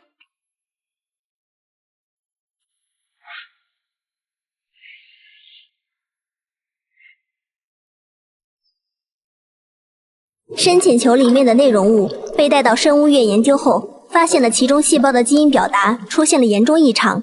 这种骇人的异变无疑与克辛拉有关。尽管被太后拖住，他仍有余力对付凡人。从那些污泥之中解剖出来的相机胶卷，即使经过修复，没有发现任何有用的信息。深潜者的威胁暂时解决了，但要探索拉莱耶才能获得更多的情报。可我并没有对付克辛拉的办法。上次的血书已经的威力，自我醒来之后就再也不能复刻了。但好在有我亲自书写的易经，还有一定应付超凡之力的能力，算是有所收获。部长，你现在还没有完全恢复，不能再耗费脑力了。哎呀，我的王医生，就是精力耗费过度晕倒了而已，我多吃点红枣不就行了？小事儿。不行，必须吃药。待会儿还要去剑桥指挥中心开会呢。司令，紧急军情！欧罗巴在刚刚发动了全域核打击。什么？为什么我们现在才得到消息？因为这些核弹在发射之后自行解体了，而不列颠和高卢的核潜艇部队将剩余的核弹投向了他们本土。总部正在评估欧罗巴的损伤。看来欧罗巴肆虐的真菌没能真正的控制欧罗巴的人民，他们进行了最后的反抗，没有投降。唉，如此说来，在欧罗巴的超级真菌节点应该被毁灭了大半，怪不得超级真菌的攻势也随着一下减缓了不少。欧罗巴抵抗到了最后，但整个欧罗巴文化的结晶也随之毁灭了。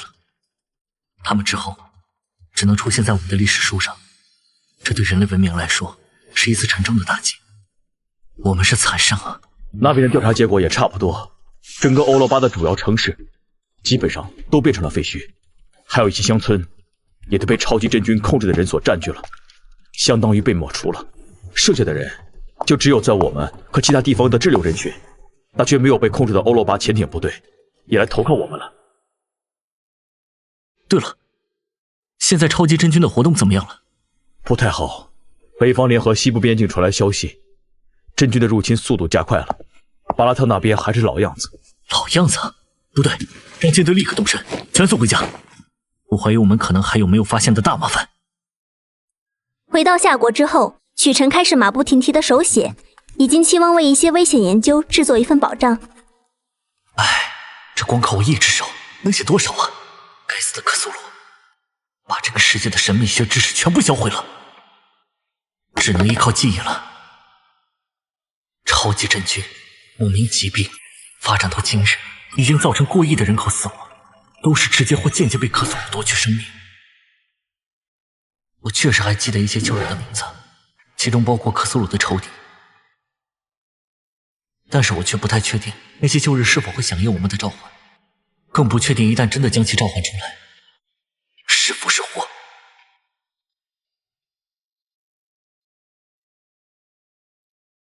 为了文明的存续，为了夏国和人类的存在，为了爸爸，我必须想尽办法，甚至不计代价的获取一批知识。那就只有找他了，尤格索托斯，万物归一者，门之石，所有知识的源头。他全知全识全能，拥有甚至连阿萨托斯都无法形成的巨大智慧。每一个拥有智慧的人都被认为只是尤格索托斯的一个部分，包括单纯的人类到最复杂的外神。据说如果取悦这个神，他或许会给我想要的知识。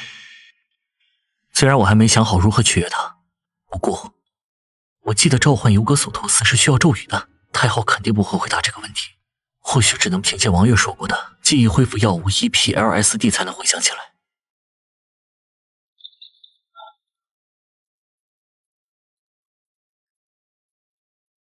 部长，北方联合这下恐怕是顶不住了，楚上尉都被临时抽调走了，现在我负责军方联络。超级真菌的拟年菌态，这真菌这么会玩，但我们没什么办法吧？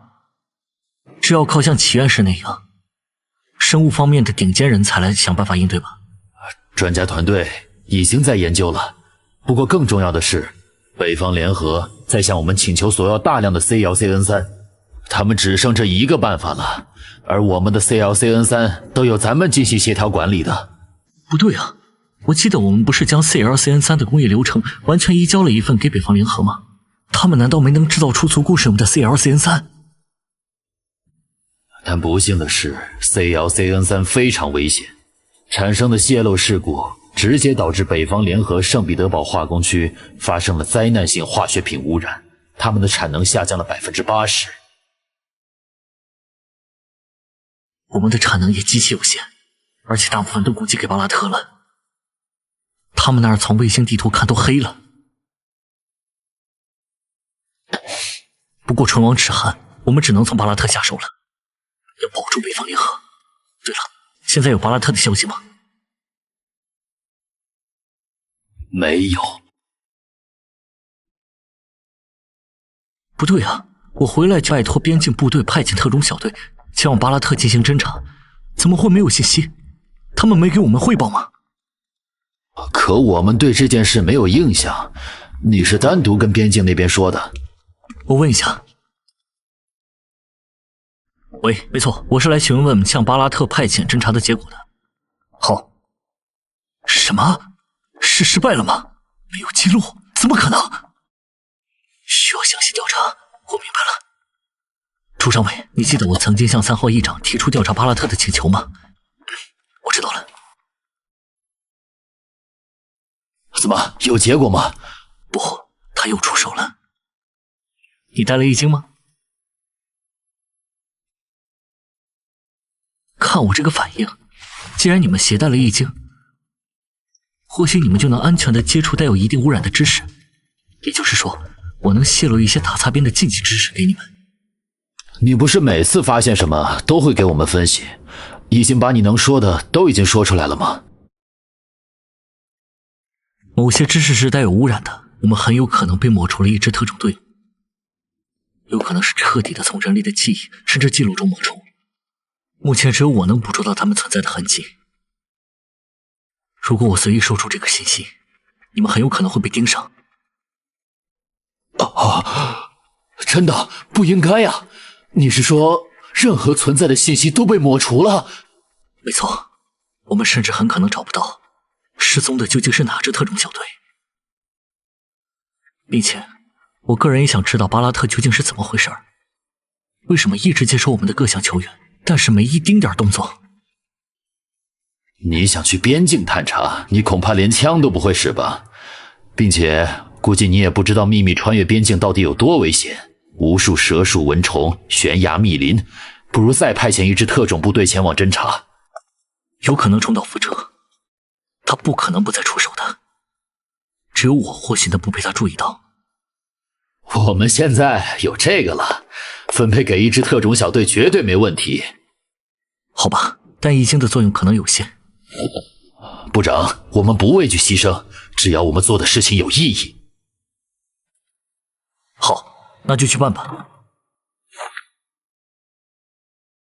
苟利国家生死以，岂因祸福避趋之。边境一定会去的。对，我听说咱军队有很多无人机，直接派遣空中预警机、固定翼无人机之类的去进行侦察，摔了坏了也不心疼。在那些无人机起飞前，我给那些无人机附魔一下，就是给无人机上面写上易经，这方法绝对可行。前线，你知道现在那儿有多危险吧？我知道，但就问你同不同意吧。哎呀，我的许大部长，现在北方联合正在与我们交涉，他们境内的超级真菌形势不容乐观，我都忙得火燎眉毛，你小子就别再给我添乱了。我好歹是个军官，想必手上允许动用的权力，调动一些交通工具应该也没问题吧？我已经跟边境还有路上所有营地打过招呼了，他们是不可能给你提供交通工具前往巴拉特的。这下是真没办法了，只希望石强能把我的话带到，别一个个去送人头。咋了，强哥？这么急干什么？刚才不知道为什么我的易经好像在发热，烫了我一下，就在我抱起这份档案的时候。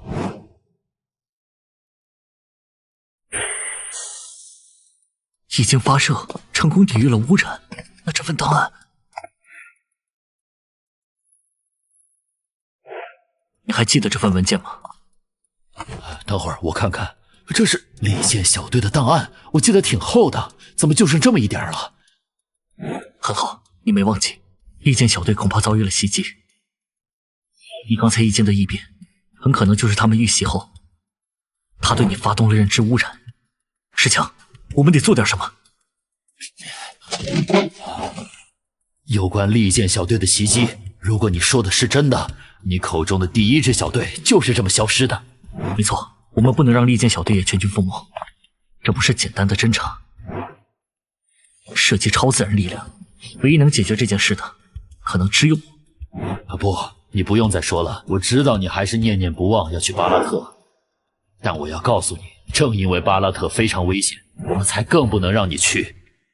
许晨，这是战争，你是议会全体成员，议会最高科学院所有科学家联名要求保证安全的人，不需要你身先士卒，现在我们都是你的兵，只要你能带我们取得胜利，我们无所谓牺牲。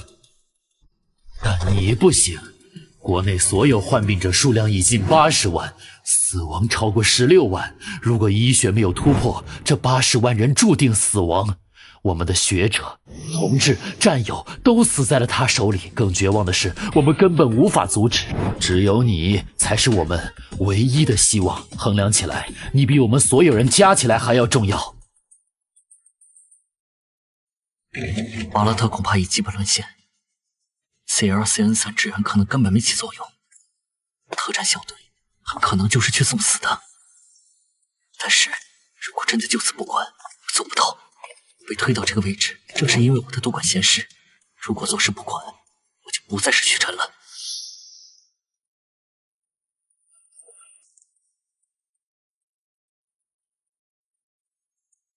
徐晨，3号议长，我向你们发出了警告，那支特战小队处境非常危险，需要立刻救援。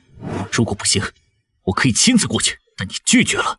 还说你们会行动，但现在他们的处境没有任何改变，他们已经撑不了多久了。说实话，你是不是根本没打算救你手下的兵？利剑小队是我们最精锐的小队之一，他们会完成任务。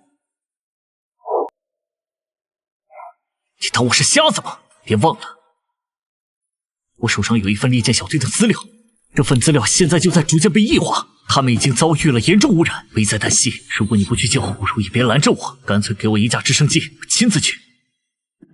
你那里的资料也出现了这种情况？也？什么意思？截至今天，观察员已观测到记录档案6次异常变动，我们早已意识到他们遭遇不测，并且已经采取了措施。那你们采取了什么措施？我们派遣了空降小队进行支援，他们装备更完善，包括一些实验阶段的无电子装置载具和设备。空降还空投载具，不怕被发现？不会，我们观测到巴拉特内部有强烈电磁干扰，判断其已丧失空防能力，空降没有问题。我们面对的可不是常规敌人。这次执行任务的小队已携带你交给军区的所有易经，只有观察员保留了几本。徐晨，我们已经做了所有能做的事儿。巴拉特的动向已不单是你的事儿，这个国家明显不对劲，我们需要知道他们究竟在做什么，为此我们可以不惜一切。不对，你们为什么突然这么重视巴拉特？这策略太激进了。空降武装到他国领土，一旦被发现，可被视为直接宣战。刚才我们和北方联合的代表开了个会，北方联合的真菌感染非常不容乐观，他们在西部边境损失了非常多的人，现在已经在向我们请求支援了。考虑到巴拉特内部同样存在真菌感染，我们必须把真菌感染的阵线拦截在国境之外，我们必须实际掌握巴拉特内部的情况。难怪策略这么激进，是看到了北方联合的惨状，担心巴拉特成为下一个培养皿，威胁国家安全。确实不能等拳头打到身上再反制。但是我有些担心这会变成添油战术。如果后续小队也折损在巴拉特境内，事态很可能会失控。这样不是正好吗？我们也可以学学老米的手段，这样我们就能重新掌握主动权了。什么意思啊？正好学阿米瑞肯掌握主动权。我明白了，特战小队执行的是侦察任务，支援部队也兼顾侦察。如果他们一切正常，却因意外被巴勒特军方发现而失联，这说明他们更不占理。既然不占理，我们就能名正言顺地揭他们的老底。这是阳谋。没错，要么特遣小队成功救援、侦察、撤离，皆大欢喜。我们把防御阵线推到对面，要么行动失败，那巴拉特肯定有大问题，我们直接开战，一样把防线推过去，结果都一样。还有就是北方联合方面很急迫地向我们索要一批 CLCN3， 无论出于什么目的，我们都必须支援北方联合。徐晨，你那里还有 CLCN3 能支援吗？化工仓库还有一些，大概接近200吨，应该能缓解一部分北方联合的压力。幸好我早有准备。怀疑巴拉特有问题时，就秘密截留了最后一批运往巴拉特的 CLCN3， 替换成了化工中间体。太少了，你那里还有没有更多？没有。CLCN3 不是农药，成绩都比它温和，起码接触成绩不会立刻致死。CLCN3 虽然用于清除真菌，但其本身就是极度致命的化学制剂。因为特殊性，我们很难扩大产能，目前只能给出这么多。200吨太少了，参谋部和北方联合人员计算过，这些顶多能防卫重点区域，他们会不可避免损失大量领土。许晨，你给我说实话，我们就真的只剩这么一点了？真要只剩这点儿，也太磕碜了吧？这还磕碜？那东西又不是水，想大规模量产，得等连云那边的化工厂建成才行。时间来不及，北方联合就算要崩溃，也不能是现在。他们需要 CLCN3。北方联合情况这么糟了吗？那 CLCN3 是国内最后的防线储备。好吧，连山化工仓库那边还有大概900吨作为战略储备。你是怎么笃定我还有储备的？哼哼，我好歹也是3号议长，有大杀器我自己都会留一部分。那好，留够太平镇够用的量，剩下的尽可能支援北方联合。我们现在还不能失去这个盟友。不行，太少了，我得多留一些。你小子，这是能讨价还价的事儿吗？刚才我已经跟西莫夫同志谈过了，我说你才是国内 CLCN3 的负责人，他们坚决要见你一面。等会儿会携带详细资料，搭乘直升机去你那里，当面跟你交流要计事项。放心，他们还不知道你的其他身份，只会知道你是 CLCN3 项目负责人，你就自己跟他们谈吧，能留下多少看你嘴皮子了。等会儿，直升机？行。奇怪，我怎么感觉你好像有点高兴？有吗？您听错了。那就这样，我等他们过来。机会来了。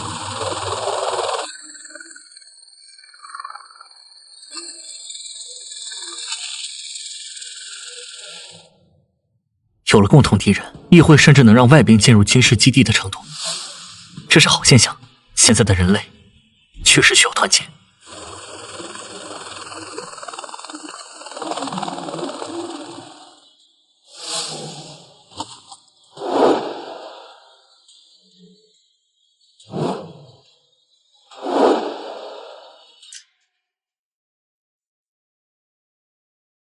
头一次见到梅丽静也这么完美的女孩子，看西莫夫那温柔的眼神，这少女身份不一般。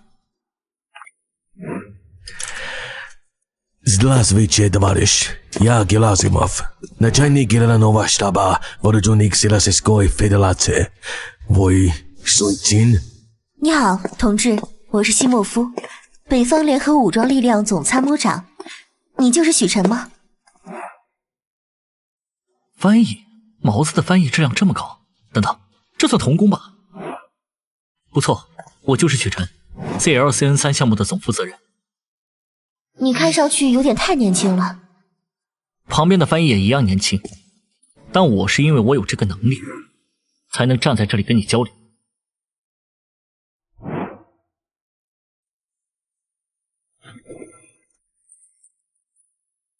这个是你们领事馆发放的翻译器，有了这个，我们可以更方便交流。你说的不错，年龄不重要。重要的是才能，这是玛莎，我的女儿。正是因为她精通所有国家的官方语言，才能充当我们的翻译。我去，这么强！但这时候带女儿来，恐怕北方联合的处境真的不容乐观。她或许有其他打算。你的女儿很漂亮。谢谢，不过现在不是闲聊的时候。如果战争胜利之后，我很乐意同你们一同畅饮。但是现在，我们的前线形势相当危险，非常需要大量的 CLCN3 药剂。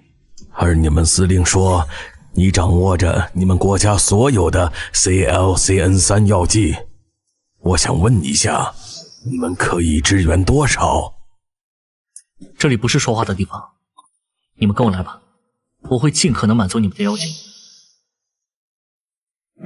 经过我们的精确计算，北方联合至少需要3200吨 CLCN3 原液。这份结论很精准，但许晨同志，你们支援的这1000吨的 CLCN3 药剂，不足以让我们在真菌的肆虐中坚持太久。看在我们国家之间的友谊，再多给一点，可以吗？这些药剂确实是我们最后的储备了。我只能向你承诺，未来生产的 CLCN 药剂会尽可能用于全部支援你们。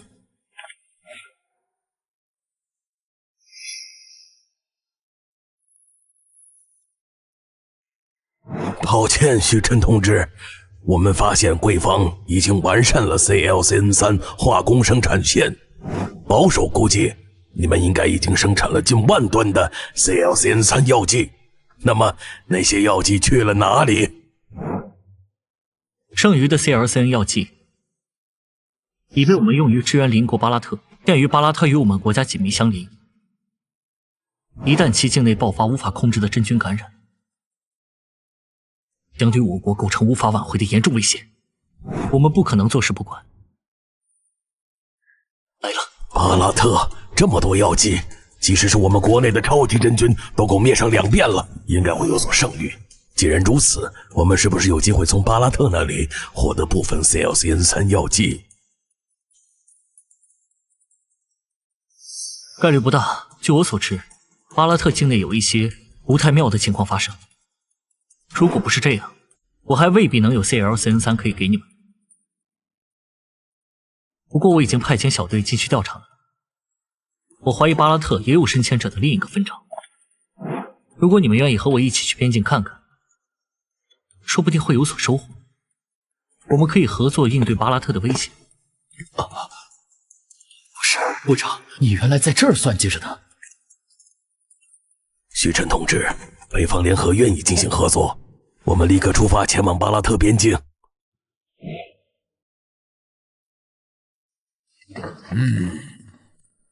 队长，刚收到消息，侦察组的无人机在飞往巴拉特中途失联，只有一部分特殊无人机成功勘定了巴拉特境内的异常范围与路线。我们要去的地方恐怕有强烈的电磁干扰。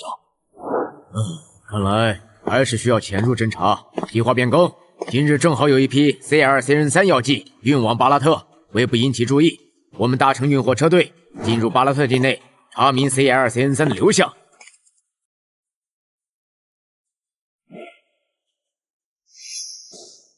这是最便捷的方法。巴拉特已暂停所有航班货轮，关闭口岸，只有物资能通过，但检查据说很松懈，货运卡车很容易操作。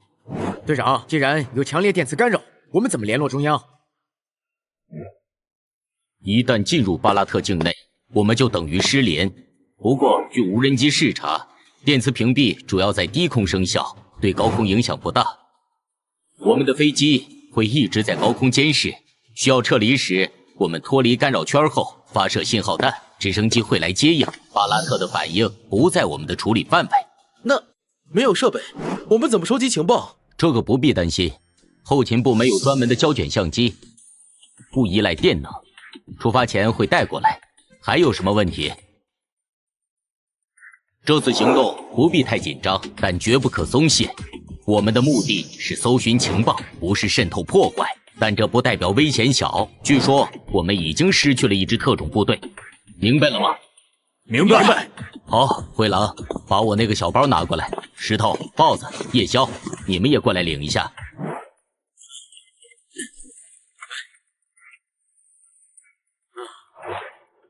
这是什么？没见过，好像没什么用。这个类似于，总之，巴拉特内部有超凡力量，这东西能在一定程度上保护我们不受侵害。人手一本，贴身存放，绝对不要丢失。红色的是最强效镇定剂，效果你们清楚。这支蓝色的需要特别介绍，这是议会科学院研发的贝塔 MF 药剂，效果弱一些的镇定剂，但无副作用。需要颈部注射，快速生效。它能抑制由超凡力量引起的负面情绪。注意，没有镇痛效果。一旦发现情况不对，尽快注射。根据最新条例，凡参与1级超凡作战任务，都要下发这个应急包裹。你们是第一批实战使用者，都注意点，回去记得写使用反馈报告。向胰岛素注射比，会有。明白了没有？明白。很好，很有精神，出发。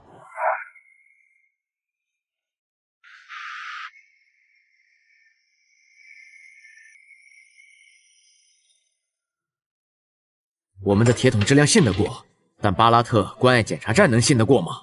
喂，灰狼，想啥呢？担心任务？没想啥，就是好像感觉少了点什么。还有，我们就这么过关，有点不保险。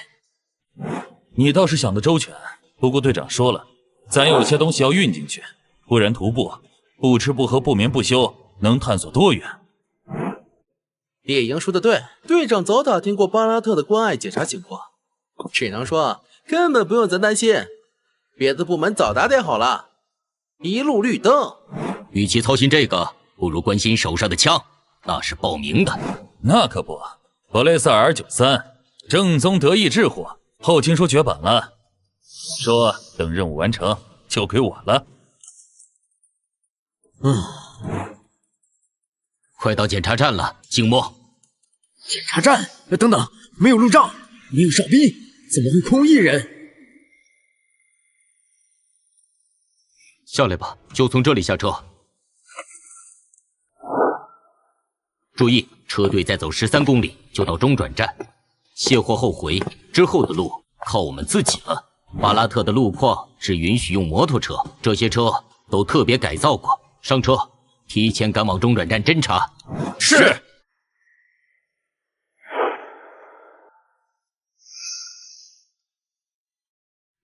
看起来有活人，好像没什么异常。我看不出来，猎鹰，你眼神好，看看他们仓库情况。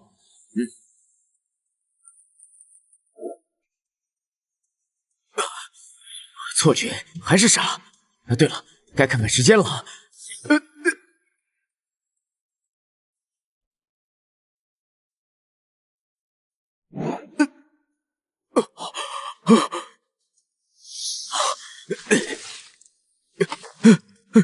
队长，有情况，遭遇电磁干扰，我的手表停了，对讲机失效。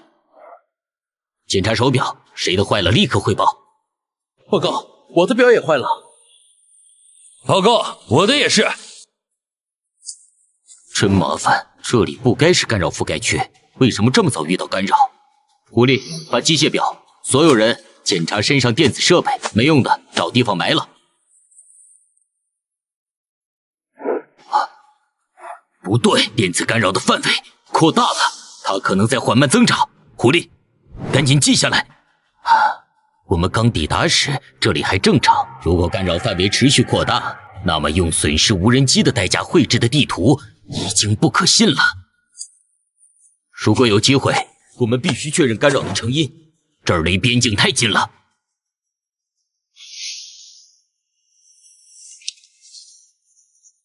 队长，既然有电磁干扰，对面的设备估计也用不了，就他们的单兵素质，我们这次行动反而更简单了。没那么简单，别忘了，我们在这里损失过一支小队，能执行边境渗透侦察任务的都是精锐中的精锐，怎么可能一点消息都没传回来？如果他们面临的不是来自巴拉特的力量，而是更难以对付的东西。队长，有情况，我发现他们的中转站还有通道。你看，队长，我注意到中转站后面的空地有大型车辆的车辙印，大致往西南延伸，还有一条往西北方向。向西南延伸，基本是农业区和一小片聚集区，更远是肯斯登城，交通不便。从这儿出发，只有西北方才有铁路网。果然有鬼，有一部分东西直接被送到了这个地方。援助物资分两种 ，CLCN3 药剂、人道主义粮食物资，正常情况应全部运往火车站，留下一部分运往偏僻地区，意味着可能被悄悄储存或处理。粮食是硬通货，官僚不会放过。最可能被处理的是 CLCN3 药剂。队长，他们的车要出发了，快上车，跟上去。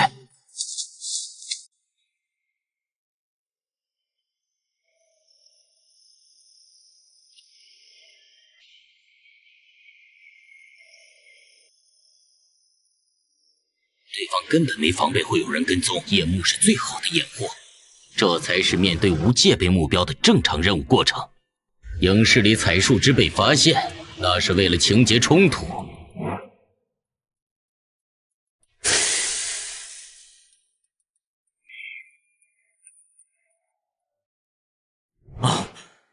我们在这儿是什么地方？坎坎矿场，一个小型煤矿。矿场？你们觉得他们会不会在这里把药剂处理掉？很可能是就近处理，他们可能根本不在乎这些药剂，只是收下，但不愿意使用。先去更高点侦查，确认矿场活动和周边情况。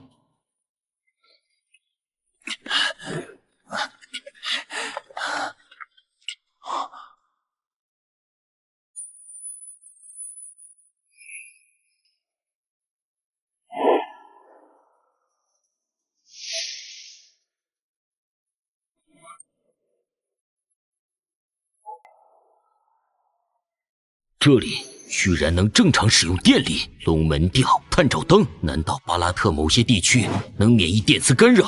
如果这样，实力就不对等了。他们若发现我们，我们将极其危险。恐怕不止如此。如果巴拉特掌握了电磁干扰的免疫方法，就意味着他们很可能知道干扰的成因，甚至能操控它。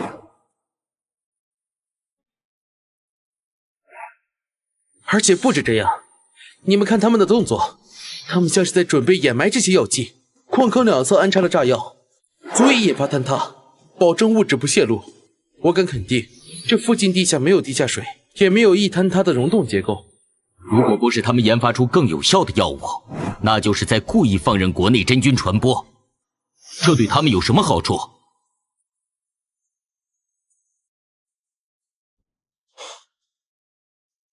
会不会就和他们现在能利用电磁干扰有关？不能确定，不过我们至少确定了 CLCN3 的下落。狐狸，拍照，这些证据拿回去足以施压了。既然他们不想用，我们也不稀罕给。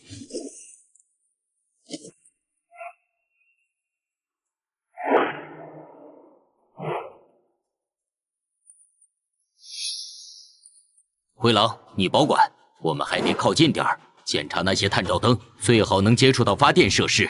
另外，桶装的 CLCN3 好像没在坑里，需要搜寻剩余药剂的下落和更多证据。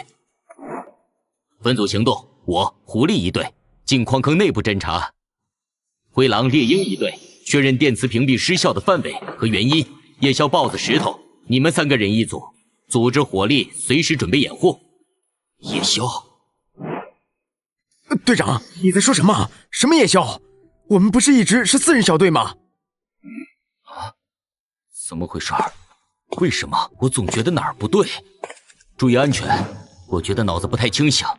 检查完毕，回摩托车点集合。如有任何异常，放弃任务，立即撤离。你们手上已经有照片，只要能回去，任务就算完成。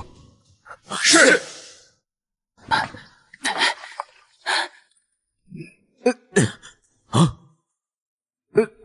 又是那种温暖感，错觉吗？不，任务要紧。走，我们也出发。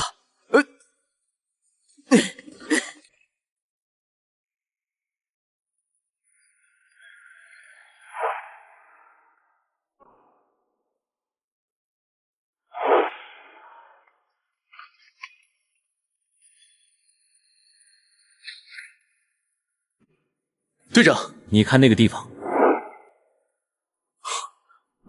队长，你看他们的防化服颜色有点不对啊。没错，叉车驾驶员的防化服颜色更鲜艳，单看手套和面具样式，应该都是北方联合制麦斯防化服，应该是防止什么东西入侵的。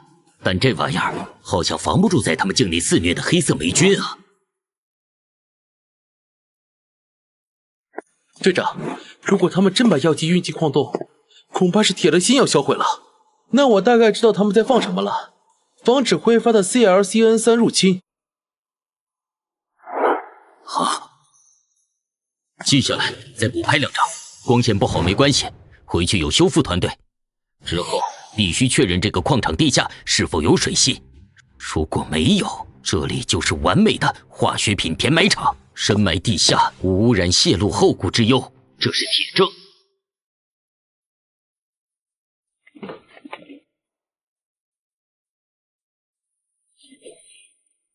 就这样，咱们的任务算完成了吧？到现在好像也没遇到什么危险。唉，如果真这么简单就好了。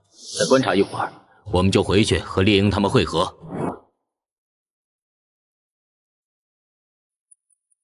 队长，你说他们这么做到底图什么？用不了存起来也行，非要销毁。作为队长，我本不该说没把握的话，但现在看来，巴拉特不仅有鬼，而且鬼大了去了。他们是不是知道了北方联合的惨状，才敢这么干？狐狸，你书读得多，你说，要是有叛国罪，那会不会有叛人类罪、叛囚罪？谁能想到真有外星人入侵？现在这情况也不差，立法有滞后性，国际法也是，我觉得没有。包子，你怎么看？队长，你在问谁？问谁？当然是豹子。奇怪，我衣服里好像有什么东西在发热。队长，我们这儿只有2个人啊，你到底咋了？在刚刚都不对劲儿。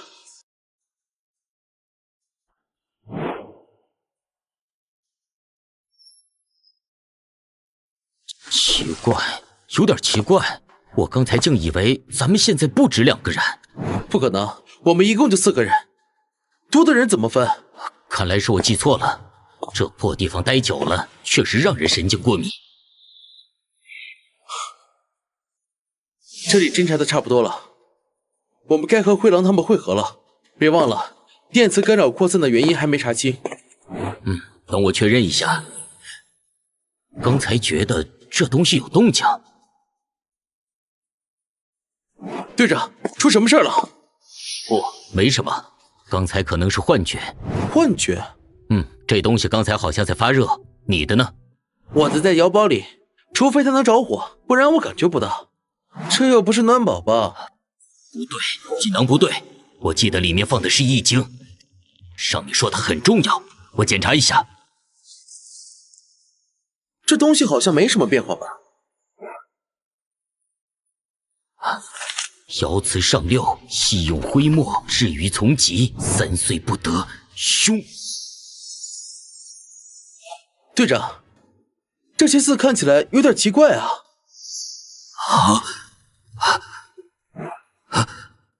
我念了那段话，好像获得了某种启迪。不对，是中招了，是认知干扰。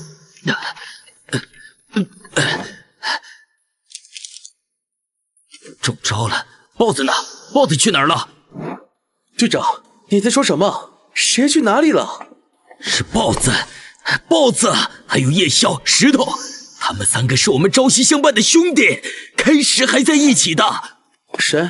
谁是豹子？